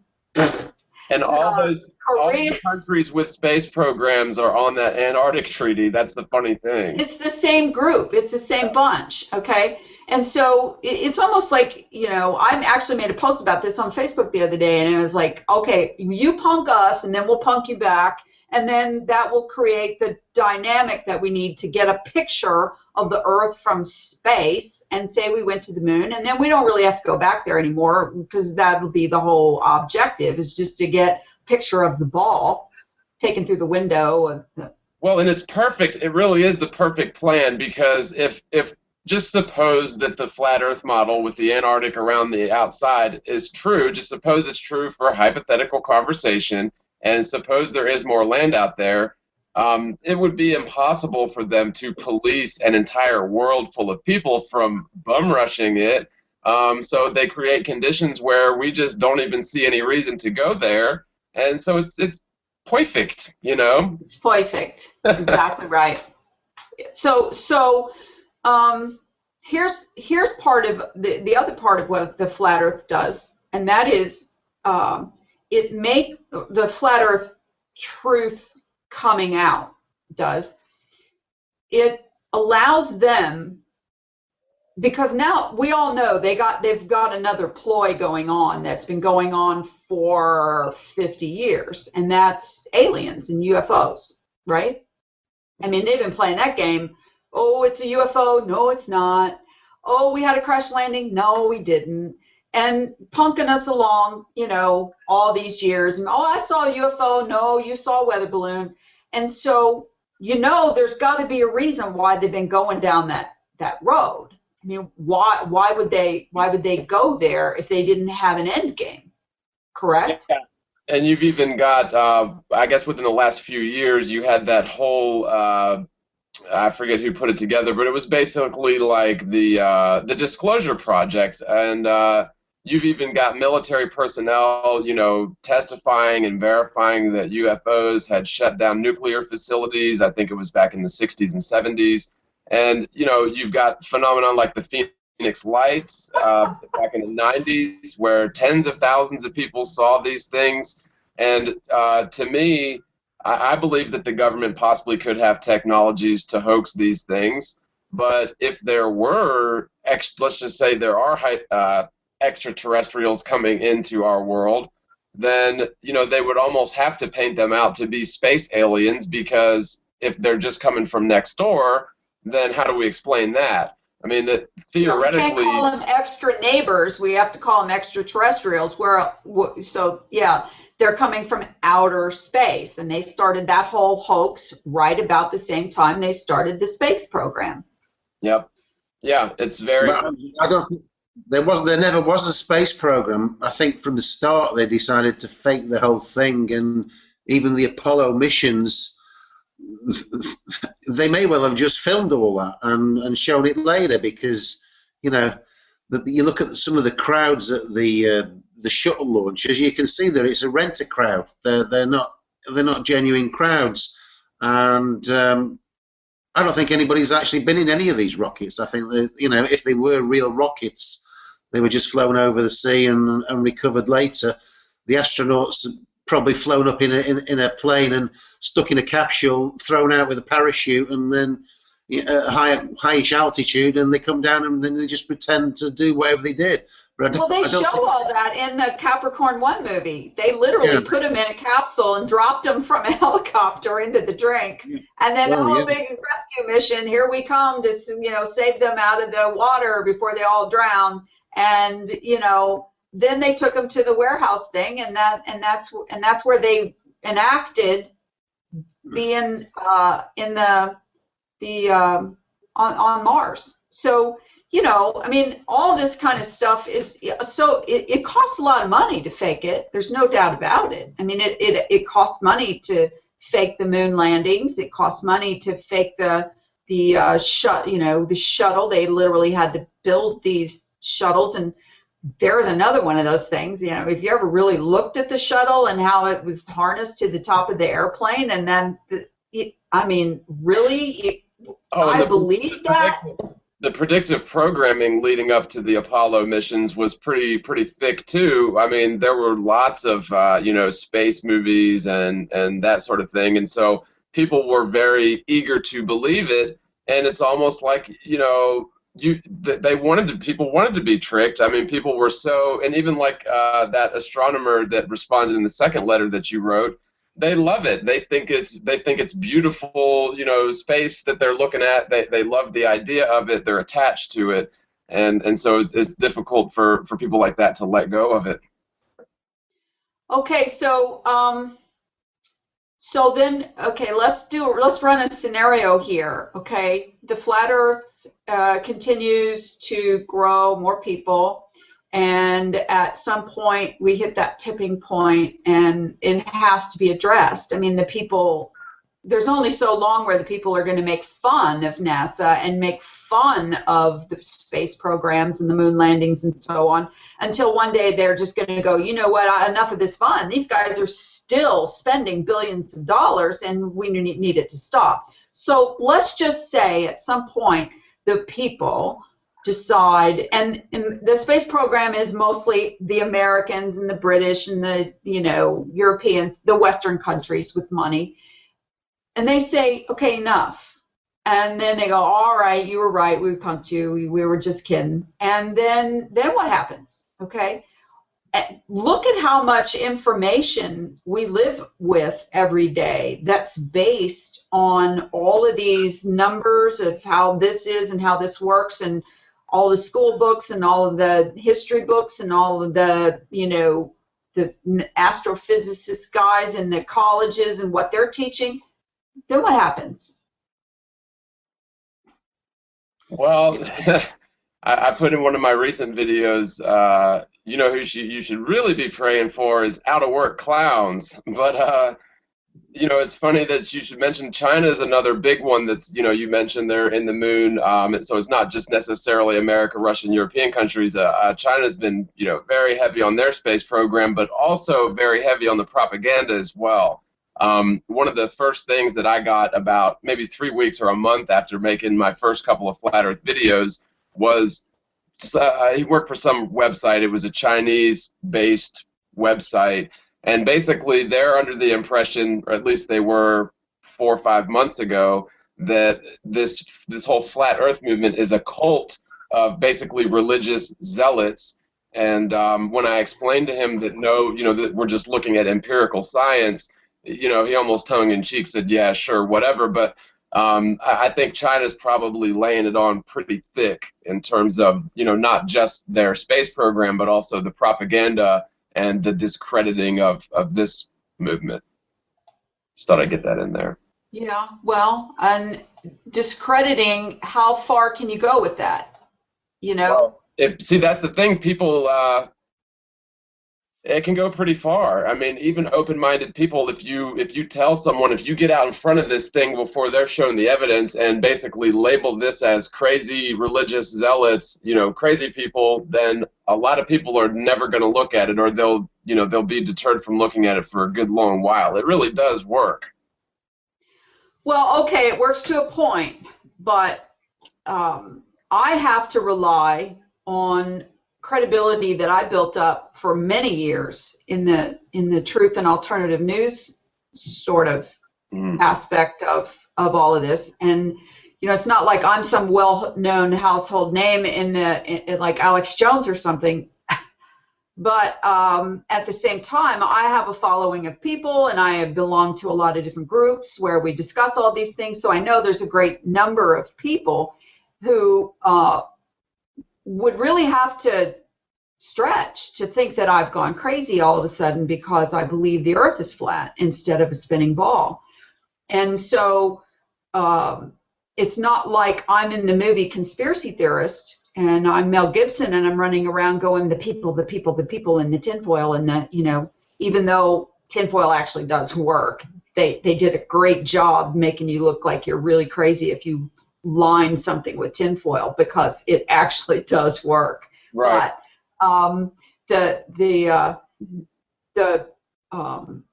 Hegelian dialectic plan that they created with the problem, reaction, solution, they're so good at that now, where they fake a problem or they name a problem that isn't even there, okay?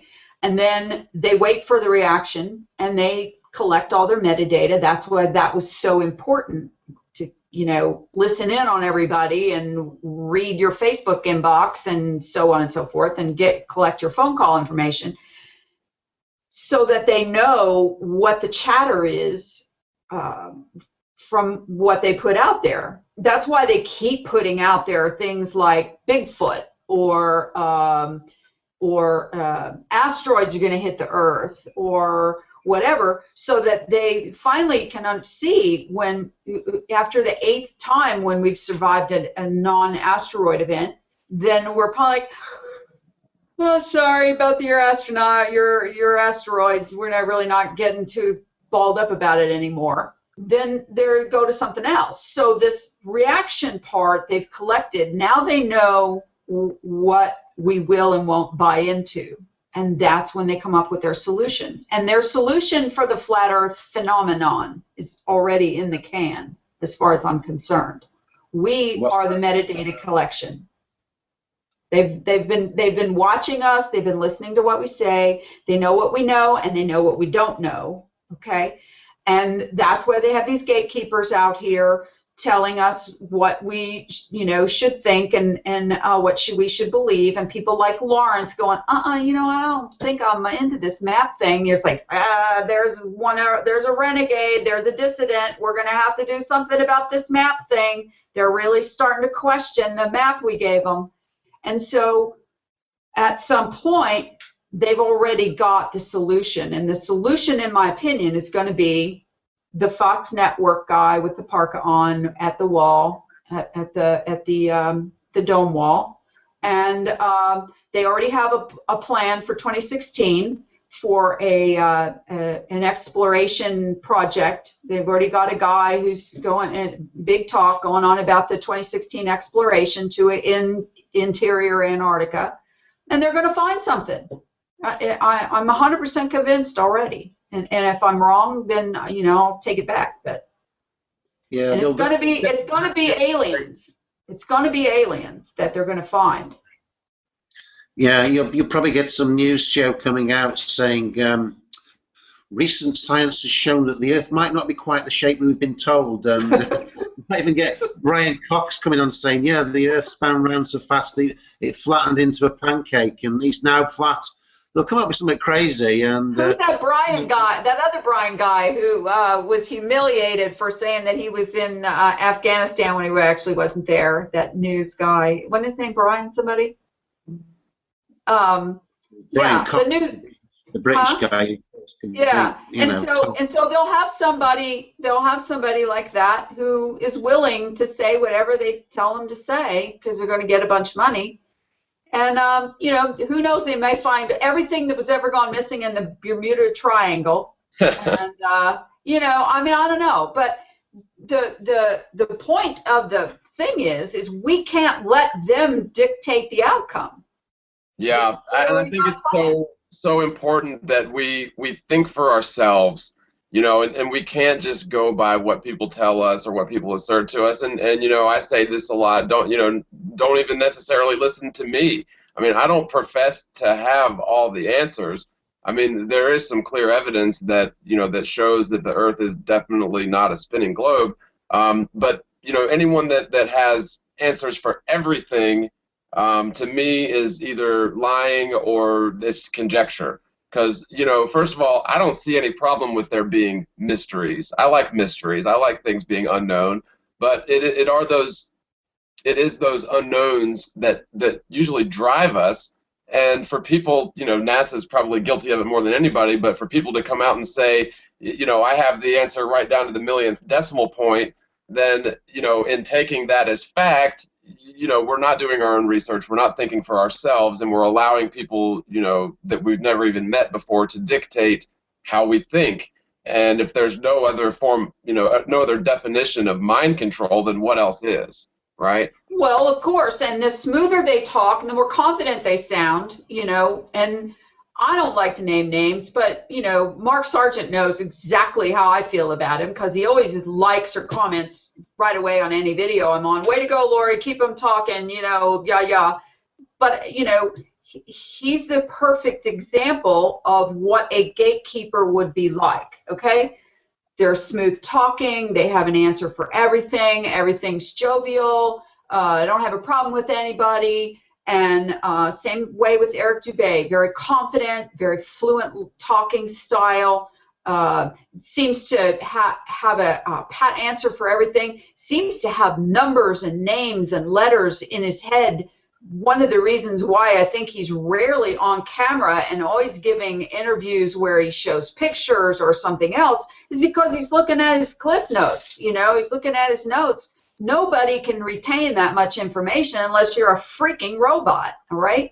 And so listening to those people is one thing, but following them is quite another story because gatekeepers will lead you to the rabbit trail that you're designed to go into. And in every aspect of the truth movement that I've been involved in for the last strong 8 years, there's a gatekeeper for everything.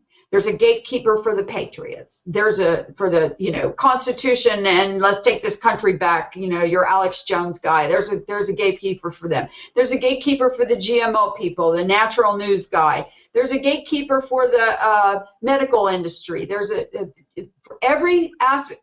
And the Galactic Federation of Light New Agers. There's a gatekeeper for them.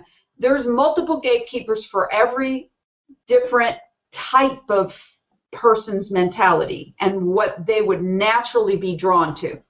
So why wouldn't there be gatekeepers in the flat earth movement? They know we're here. They knew we were coming. And so, to follow anyone, don't even follow me. I don't want any followers. I don't want to be a leader. I can't even tell you how many times you go, way to lead them, Lori. Way to, organize them, Lori. No. You don't understand. I don't, A, need a bullet in my head.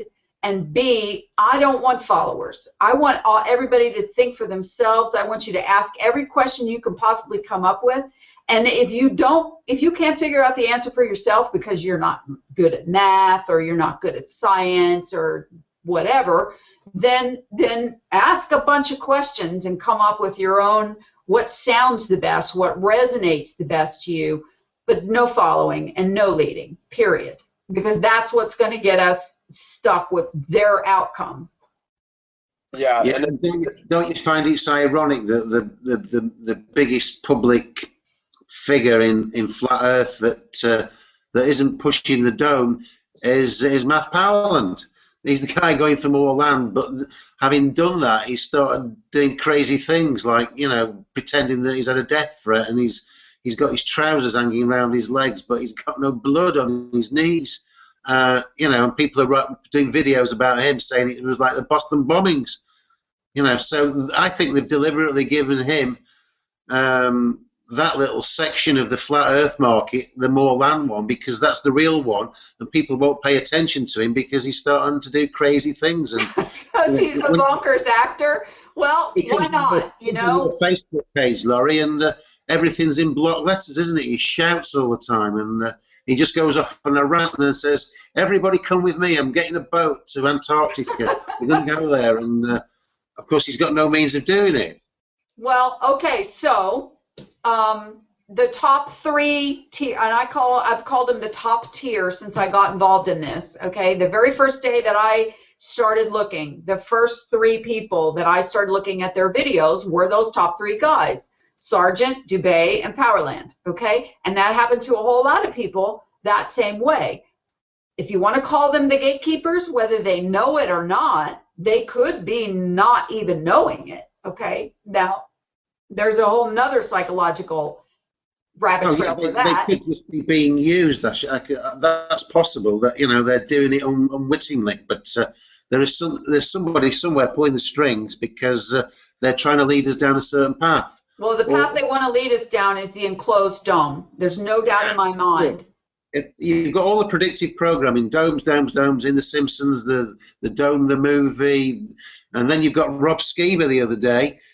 He's doing a big feature on the Truman Show, and he's a dome man, Well, the thing is too, I like Rob Skiba. I've seen a lot of his work, and he's done some really excellent work. Also, he has a fairly firm biblical knowledge, and so I respect him. But I agree, and even especially people that take the biblical context of the firmament and point to that as evidence of a dome. I've actually pointed this out in one of my recent videos, but it's a mistranslation.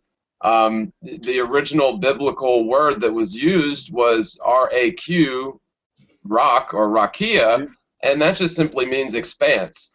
And during the many translations of biblical texts into English, you wind up with firmament or firmamental, which implies, solid, firm, structurally sound, when in fact all of that is just it's a misunderstanding. It's a misnomer.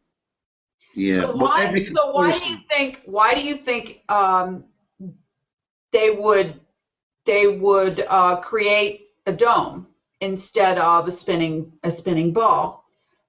And we said this at the beginning, is because it maintains their control from you can't get out. You and I can't get out unless we know how to build a spaceship, right? We can't leave here. And even if we could build a spaceship, we'd smack into something or be repelled back. So we can't get out. So we're prisoners. But we're only prisoners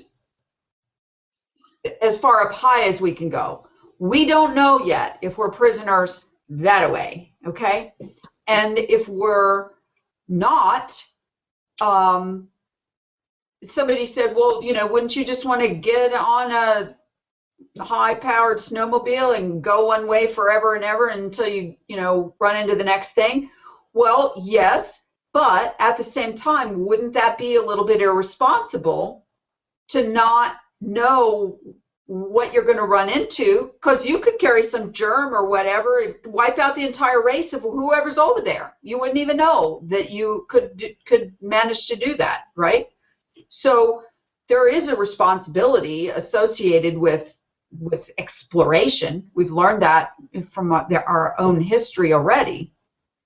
But well, that's why I just mentioned Rob Skiba, because with every major conspiracy that comes out, like after 9/11, the perpetrators of what happened, they got their people in setting up the 9/11 internet sites straight away afterwards, so they could lead them in a certain direction.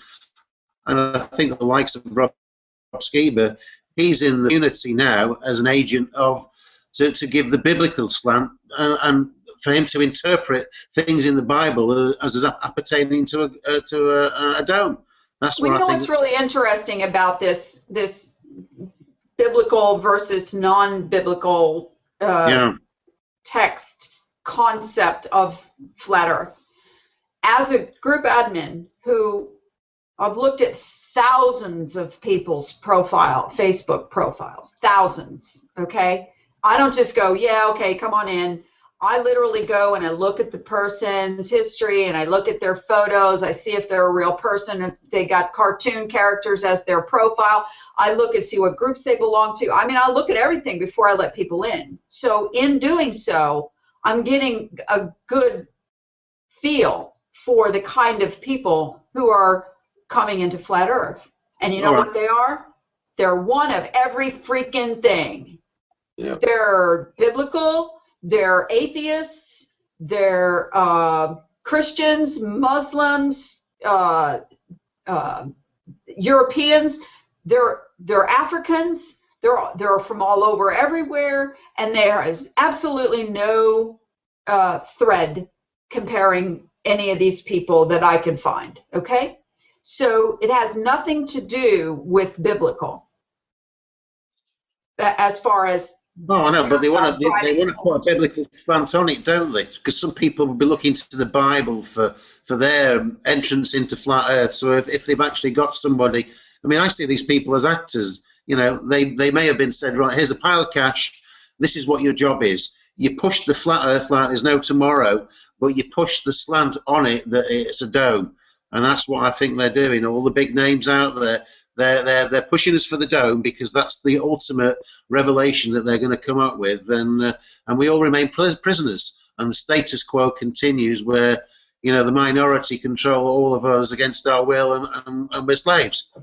Right. That's what's happening. I see that as a pitfall with the enclosed system anyway, is because even if you get everyone to agree that it's a flat stationary plane instead of a spinning globe, but everybody agrees that we're still trapped here, then, you know, what did it change? I think that the main thing that we need to change is ourselves, and to stop, you know, taking these explanations or assumptions, whether it's, you know, somebody's explanation of biblical intentions or somebody's explanation of what goes up must come down, you know, whatever the explanation that you're going to assume as true, we need to stop that, you know, and especially with biblical stuff. I personally am a Christian. I'm not your conventional, typical, you know, Christian in that sense. But, you know, I tend to agree with you, Lawrence, that, you know, anybody that's pushing this as an enclosed system is either not 100% informed, or they are trying to, you know, achieve that end that I just described, which is essentially keep our minds prisoner. Well, and keep the scarcity going, because if we're in an enclosed system, this is all the resources we have to work with forever. Yep, indeed, that's very true. And when you use scarcity as a control mechanism, then you control everything. You control supply and demand, you control value, you control price, and you know, it's the same thing with land. It's always been the same thing with land. From the time I was a little kid, my grandpa used to say, before you do anything, you save your money up and you buy yourself a piece of property, okay? Because they're not making any more land. And that's, you know, that did stick in my head, the value of property, until I realized that you actually never, ever get to own your own property, because if you don't pay taxes, they jerk it away from you, and so too bad. Well, yeah. Or you maybe lose they to foreclosure, or another reason, Laurie, you know, because well, these people that run the world, the Illuminati or whatever term you want to give to them, they own everything already. They own everything, all the land, all the businesses, all the shares, all the bonds, all the money. They've got it all, everything. You know, they've got enough money to live 1,000 lifetimes, some of them. You know, they're sat on trillions of dollars. So there must be some other reason that they want to keep us here. And Stargod's put a video out the other day, and he's postulating that these people, they feed on our negative emotions resulting from the way that we mistreated. So you've got everybody in a state of stress with their day-to-day lives, giving off negative emotions. You're caught in the traffic jam and you're smashing the steering wheel, you know, and life's just all stress, and the stress that we have produces negative feelings which go out there. And maybe these people, they absorb them in some way, and it's their energy form.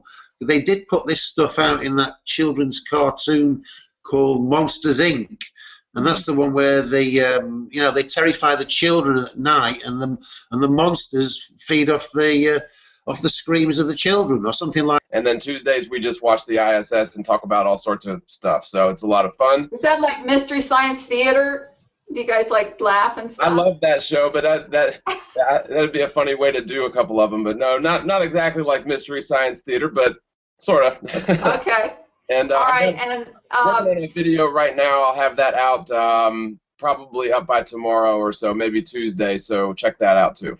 Very cool. Thank you all for listening. Thanks for joining us. We'll see you next week, Sunday night, 6 p.m. Eastern Standard Time in the USA. Good night, everybody. Good night, guys. Night.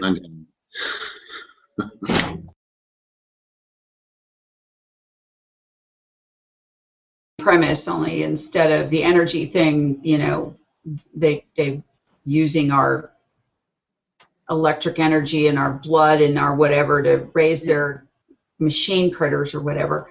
So yeah, I mean, I've thought about all that too, and I lean on the energy thing myself because I know when I get caught in their system, whatever it is, whether I'm standing in the line at the post office and all I want to do is, you know, buy a stamp or pick up a letter, and I gotta wait there with all the other goobers, or if I'm stuck at a stoplight and nobody's coming in any other direction anywhere, and I'm in my car making the incredible halt, green means go, let's go, and you know, yeah, there's a lot to be said for that because there's so many times like sitting there at the stoplight where I'm thinking, you know, I'm not an engineer at all, but I could figure this crap out better than these guys can. It's like flow the traffic. What is the matter with you people? You bitch at us for using up too much oil, but then you make us sit here and go nowhere. So yeah, there I think they time the red light cycles in America to make sure you waste as much gas as possible. No doubt, and as much time, and the red lights are always at the corners where the merchants buy, consume, and so yeah, I don't doubt that has to be some element to it, but also never forget that most of these people are literally psychopaths and sociopaths, and they do get a rush out of controlling people's lives and owning everything and the power that is associated with it. And that bloodline that they're always talking about, there's got to be something to that, because these people keep interbreeding to keep that same bloodline going. So there has to be some power thing associated with that as well. So yeah, if I wanted to be in control of everyone and just wanted to suck up their energy, yeah, I'd want to create as many humans as I could and pack them in as tight of a spaces as I could. I certainly wouldn't want zero population growth. I certainly wouldn't want negative population growth. I would want more people. I would want billions more people, which is what seems to be happening. I mean, the population is expanding to the degree of very rapid. Okay, even though bunches of people are dying early because of the diseases that they're giving us, so it's some kind of a screwed up game. It's a game. These people, though, they are cold fish. They lack all compassion. They are psychopaths. They don't care about us. They're poisoned. Everybody's been poisoned to a greater or lesser degree by the environment, the food, the water, and everything else. Damn good and well, there's enough different kinds of energy that we could have that we would never have to pull another drop of oil out of the ground or dig another ounce of coal out of a mountain. And yet it's all suppressed. It's all kept, away from us. The prices of solar never came down. I mean, solar stuff. I just bought a little stick in the ground solar yard light thing the other day for $5. Okay, it had a rechargeable battery in it. It had a little round top on it. It had a little solar cell thing and a little plastic thing from China, and a little stake, and you stick it in the ground. It costs $4.98, and I bought it at the Home Depot. And I thought, I'm going to see. I got a couple little path places I'd like to light these so that when I walk around at night, that'd be cool. And $5. So if this thing can charge all day long and then run all day, not all night long, a little bitty battery about that big, why are we still driving gas guzzler cars? Why are we still getting oil out of anywhere? Especially when we've had diesel engines that were designed to run on peanut oil for decades and decades and decades. You've got guys like Tom Ogle and Stan Meyer that developed carburetors that can run on water vapor instead of gas at all. And so it really is everything, whether it's the environment, that all comes down to petrodollars. Is it going to make the fat cats richer? If so, then it's good. If not, then we have to, squash it. But then, even like the medical industry, it's all about money, and that's why it's so sick, and that's why these people knew they had to control our money first, and that's exactly what they did. Even in 1913, once they have control over the money, corruptible men are corruptible, especially with lots of money dangled in their face and blackmail and secret oaths. So it doesn't seem like it's sustainable, but somehow they've managed to keep it sustainable because everybody strives towards that same end. And it's ridiculous though. I mean, solar power is one alternative. It is expensive for lots of different reasons, but there's other things other than solar that we don't need. I don't think we need fossil fuels.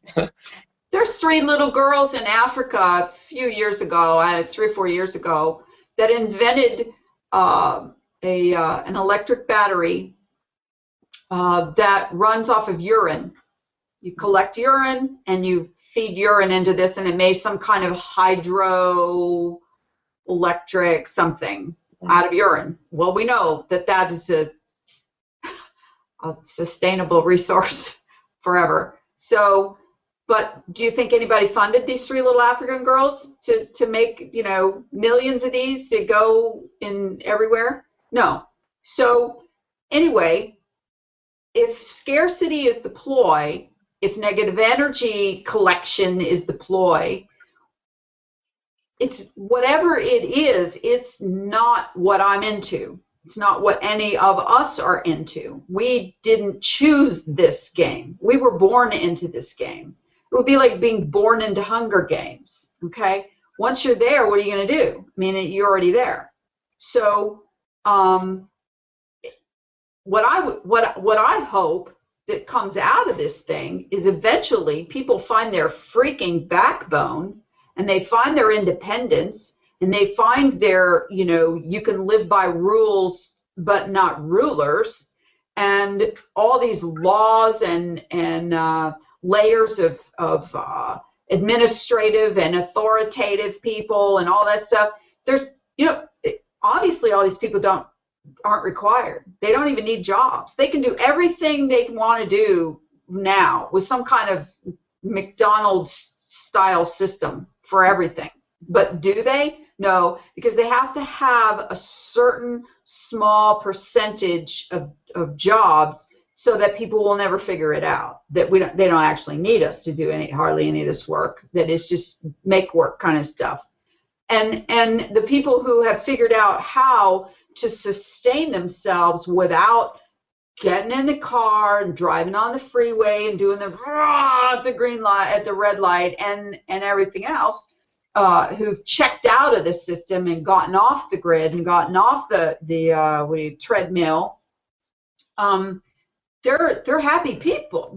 For the most part. I mean, they're not just like hippie, lazy, live in a commune kind of people. They're very they're making decent money, and they've got things going on, and they're creating sustainable jobs for other people, all that. So if you watch a little bit of Larkin Rose and you watch a little bit of Stefan Molyneux and you watch a little bit about how anarchy can truly work, then you will lose a whole lot of the fear that you have that's keeping you trapped on the spinning ball or in the enclosed world. So yeah, to me they clearly want a lot of people, but they also want a lot of people that are afraid of every shadow, afraid of even their neighbors. And even in my lifetime, I'm just in my mid-30s, and I've seen it go from, and I guess you've got different places are different cultures, but it used to be different? I mean, is it just me that 20 years ago people seemed to be friendlier, or I was watching a flat Earth video. I just thought it was so funny because it was so true, and I forget who it was. I want to say it was Tiger Dan 925, but I could be mistaken. But he said he was at the beach and he went out into the water and he just had he got stung by all these jellyfish, and he rushed out of the water, and there was 20 people on the beach he didn't know. And he told them, he was like, don't go in there. There's all kinds of jellyfish in there. And they're like, oh, yeah, we knew. We knew there were jellyfish there. Oh, no kidding. And they let him go in there? Right, but that's sort of how it's become, and it's just everywhere. It's just like people are so, I don't know, they're just so paranoid, or they're just so isolated. And, it just seems like people have changed. Yeah, because they're all going like this. Right, yeah. Right. Exactly. Well, listen, I'm old, okay? So I grew up in Andy and Mayberry days, all right? So you want to talk about changes in your lifetime. I mean, I used to get on my bicycle. I was what is now considered a free-range child, okay? They actually call people like the way I grew up, where you could get on your bicycle and go in the neighborhood and go play with your friends and go wherever, and as long as you were home by the time the street light came on for dinner, that was your childhood. And as long as you snuck out the window quietly later. Right. And you came home drunk in high school, and as long as you didn't trip up the stairs and wake up the rents, then you were okay, right? Yeah. Okay. So I literally one day was looking for an old Andy of Mayberry episode to show it to somebody, and it was the one about Andy or Opie and his little friend were no, it was Beaver. Leave It to Beaver. And they were going to go fishing one morning, okay? And they got up early, and they got their fishing gear, and they just literally walked out of the house and took off and walked down to the lake and went fishing. And I'm like, wow, today you'd have to have, the parents and a play date and permission and a fishing license and everything else. You just can't go free ranging around and doing whatever you want to do. And because bad people are after you, can kill you. And yeah, that happens periodically, but my gosh, if you have any sense at all and you go look up, okay, this terrorism thing is completely out of control. ISIS is getting ready to tear down my door any second and come in and rob and pillage and plunder and chop my head off and put it on TV. Okay, that could happen tomorrow. And I think, what's the point? Why are we even here? Shoot me. I mean, this sucks. I don't want to live like this. This is dumb. Well, I was going to say it's funny too, because you're so right. And even I grew up in the 80s, and I probably was considered a free roaming child in the early 90s, and you just take it for granted, and you interact with people, and you go outside and enjoy the world, and maybe you watch a little TV and cartoons on the weekends, but it really has. I mean, it's gotten to the point to where children are, that they're almost robbed of their childhood, and instead of being, sort of raised in social environments with other people, they're very much isolated and raised by, SpongeBob SquarePants instead. Exactly. And what's interesting when you say that, I have people in my group, parents with children in my group who, every once in a while, one of them will say something like, my kid came home from school and told me what they were being taught at school today, and I don't know what to do. I know what they're being taught are lies, and I need to have the flat chat with them and start to explain to them that they're being lied to and so on and so forth. But I'm afraid because I don't want my kids taken away because I'm, a bad parent, and I'm telling them that the earth is flat, and the teacher's gonna say, your parent said what? And then I get called into the office for a parent, teacher, principal, and spin the whole thing out. You know what happens. And honestly, if I had children, I would probably be forced at this point in my life. I don't have any children, but I would be forced to homeschool them just simply because, I see what the federal education system is, and it really is a mechanism of this very same group of people. It doesn't teach us things. It just teaches us the way that they want us to view the world. And so, I understand the benefits to public schooling, and you can't, not everyone has time to homeschool or to private school their children. And again, I don't have any children, so I'm just sort of blowing it out my rear. But I would be very hard pressed to send, my children off to a federal school. And for those very reasons, I mean, they do have that power. I mean, if you teach your children an alternative way of thinking, even if you don't tell them, hey, it's a flat Earth, let them experiment with it, show them different evidence, and let them decide what model they like. But even that could get you into very deep trouble. And you're right. I mean, it's scary. But I think the more people who are, sort of aware of this, then we can start to work on the problem. But awareness has to come first. Well, there was a video that I watched last week of a man and his daughter who made the video together. She was probably 10 or 12, maybe 9, I don't know. And he was, middle-aged dad. And they talked about the education system and about question everything and critical thinking and so on. And they had a little script, and they did really good. He said this and she said that, and they talked about flat Earth and the powers that be and all that kind of stuff, and it was very refreshing. But the parents that are teaching their children about flat Earth are having to tell them, you need to keep this here in the house and the family. It's like if your parents smoked pot when you were growing up and you knew about it, back in my day, the parents told you, you don't need to be going and telling anybody that your parents smoked pot. And well, can I smoke some too? That'd be cool. So everybody's raised a little bit differently, but at the same time, there is a point where your own credibility with your child is gonna come into question. If you know something and you're not telling them, and you're letting this lie get perpetuated into another generation. So there's all kinds of issues going on with this. I mean, I know people who are vowing that they won't date anybody who isn't a flat earther. I have friends who say that they, they're getting a divorce, sadly, because their spouse, they're a 100% flat earther, and their spouse is calling them crazy, and it's broken up their marriage. They've grown apart over the flat Earth. And so we're in a dilemma, and it's going to take a little while for it to work itself out. But it's a strange situation as well, because like my daughter, my youngest daughter's 18 years old now. When she was 9, which was about 2005, she came home from school. She says, "Dad, I'm doing a school project. What shall I do? They've asked me to do a project." So I said, "Why don't you do one of the fake moon landings?" So she did it, and she got all the stuff and did a big montage with the footprint of the astronaut on the moon, which couldn't be possible because there was no moisture. And they put this in the school entrance hall. So she knows all about that. She knows about chemtrails, but she ain't having the flat Earth.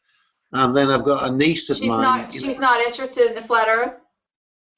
Well, because they won't look at it. And my niece, she stood up she was in class a couple of years ago, and the teacher made an announcement saying that they would all be getting the HPV vaccine the following week. And my niece stood up and said to the teacher, "I won't be having it, miss, because it's full of toxic ingredients, and the main purpose of this vaccine is to make me infertile. I won't be having it." And that was it. And then my sister, my niece's mother, she was getting grief off the school nurse ringing up as to why she wouldn't have the vaccine.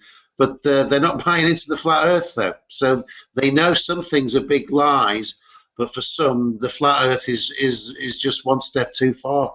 So we're not going to get everybody over. We're going to get some.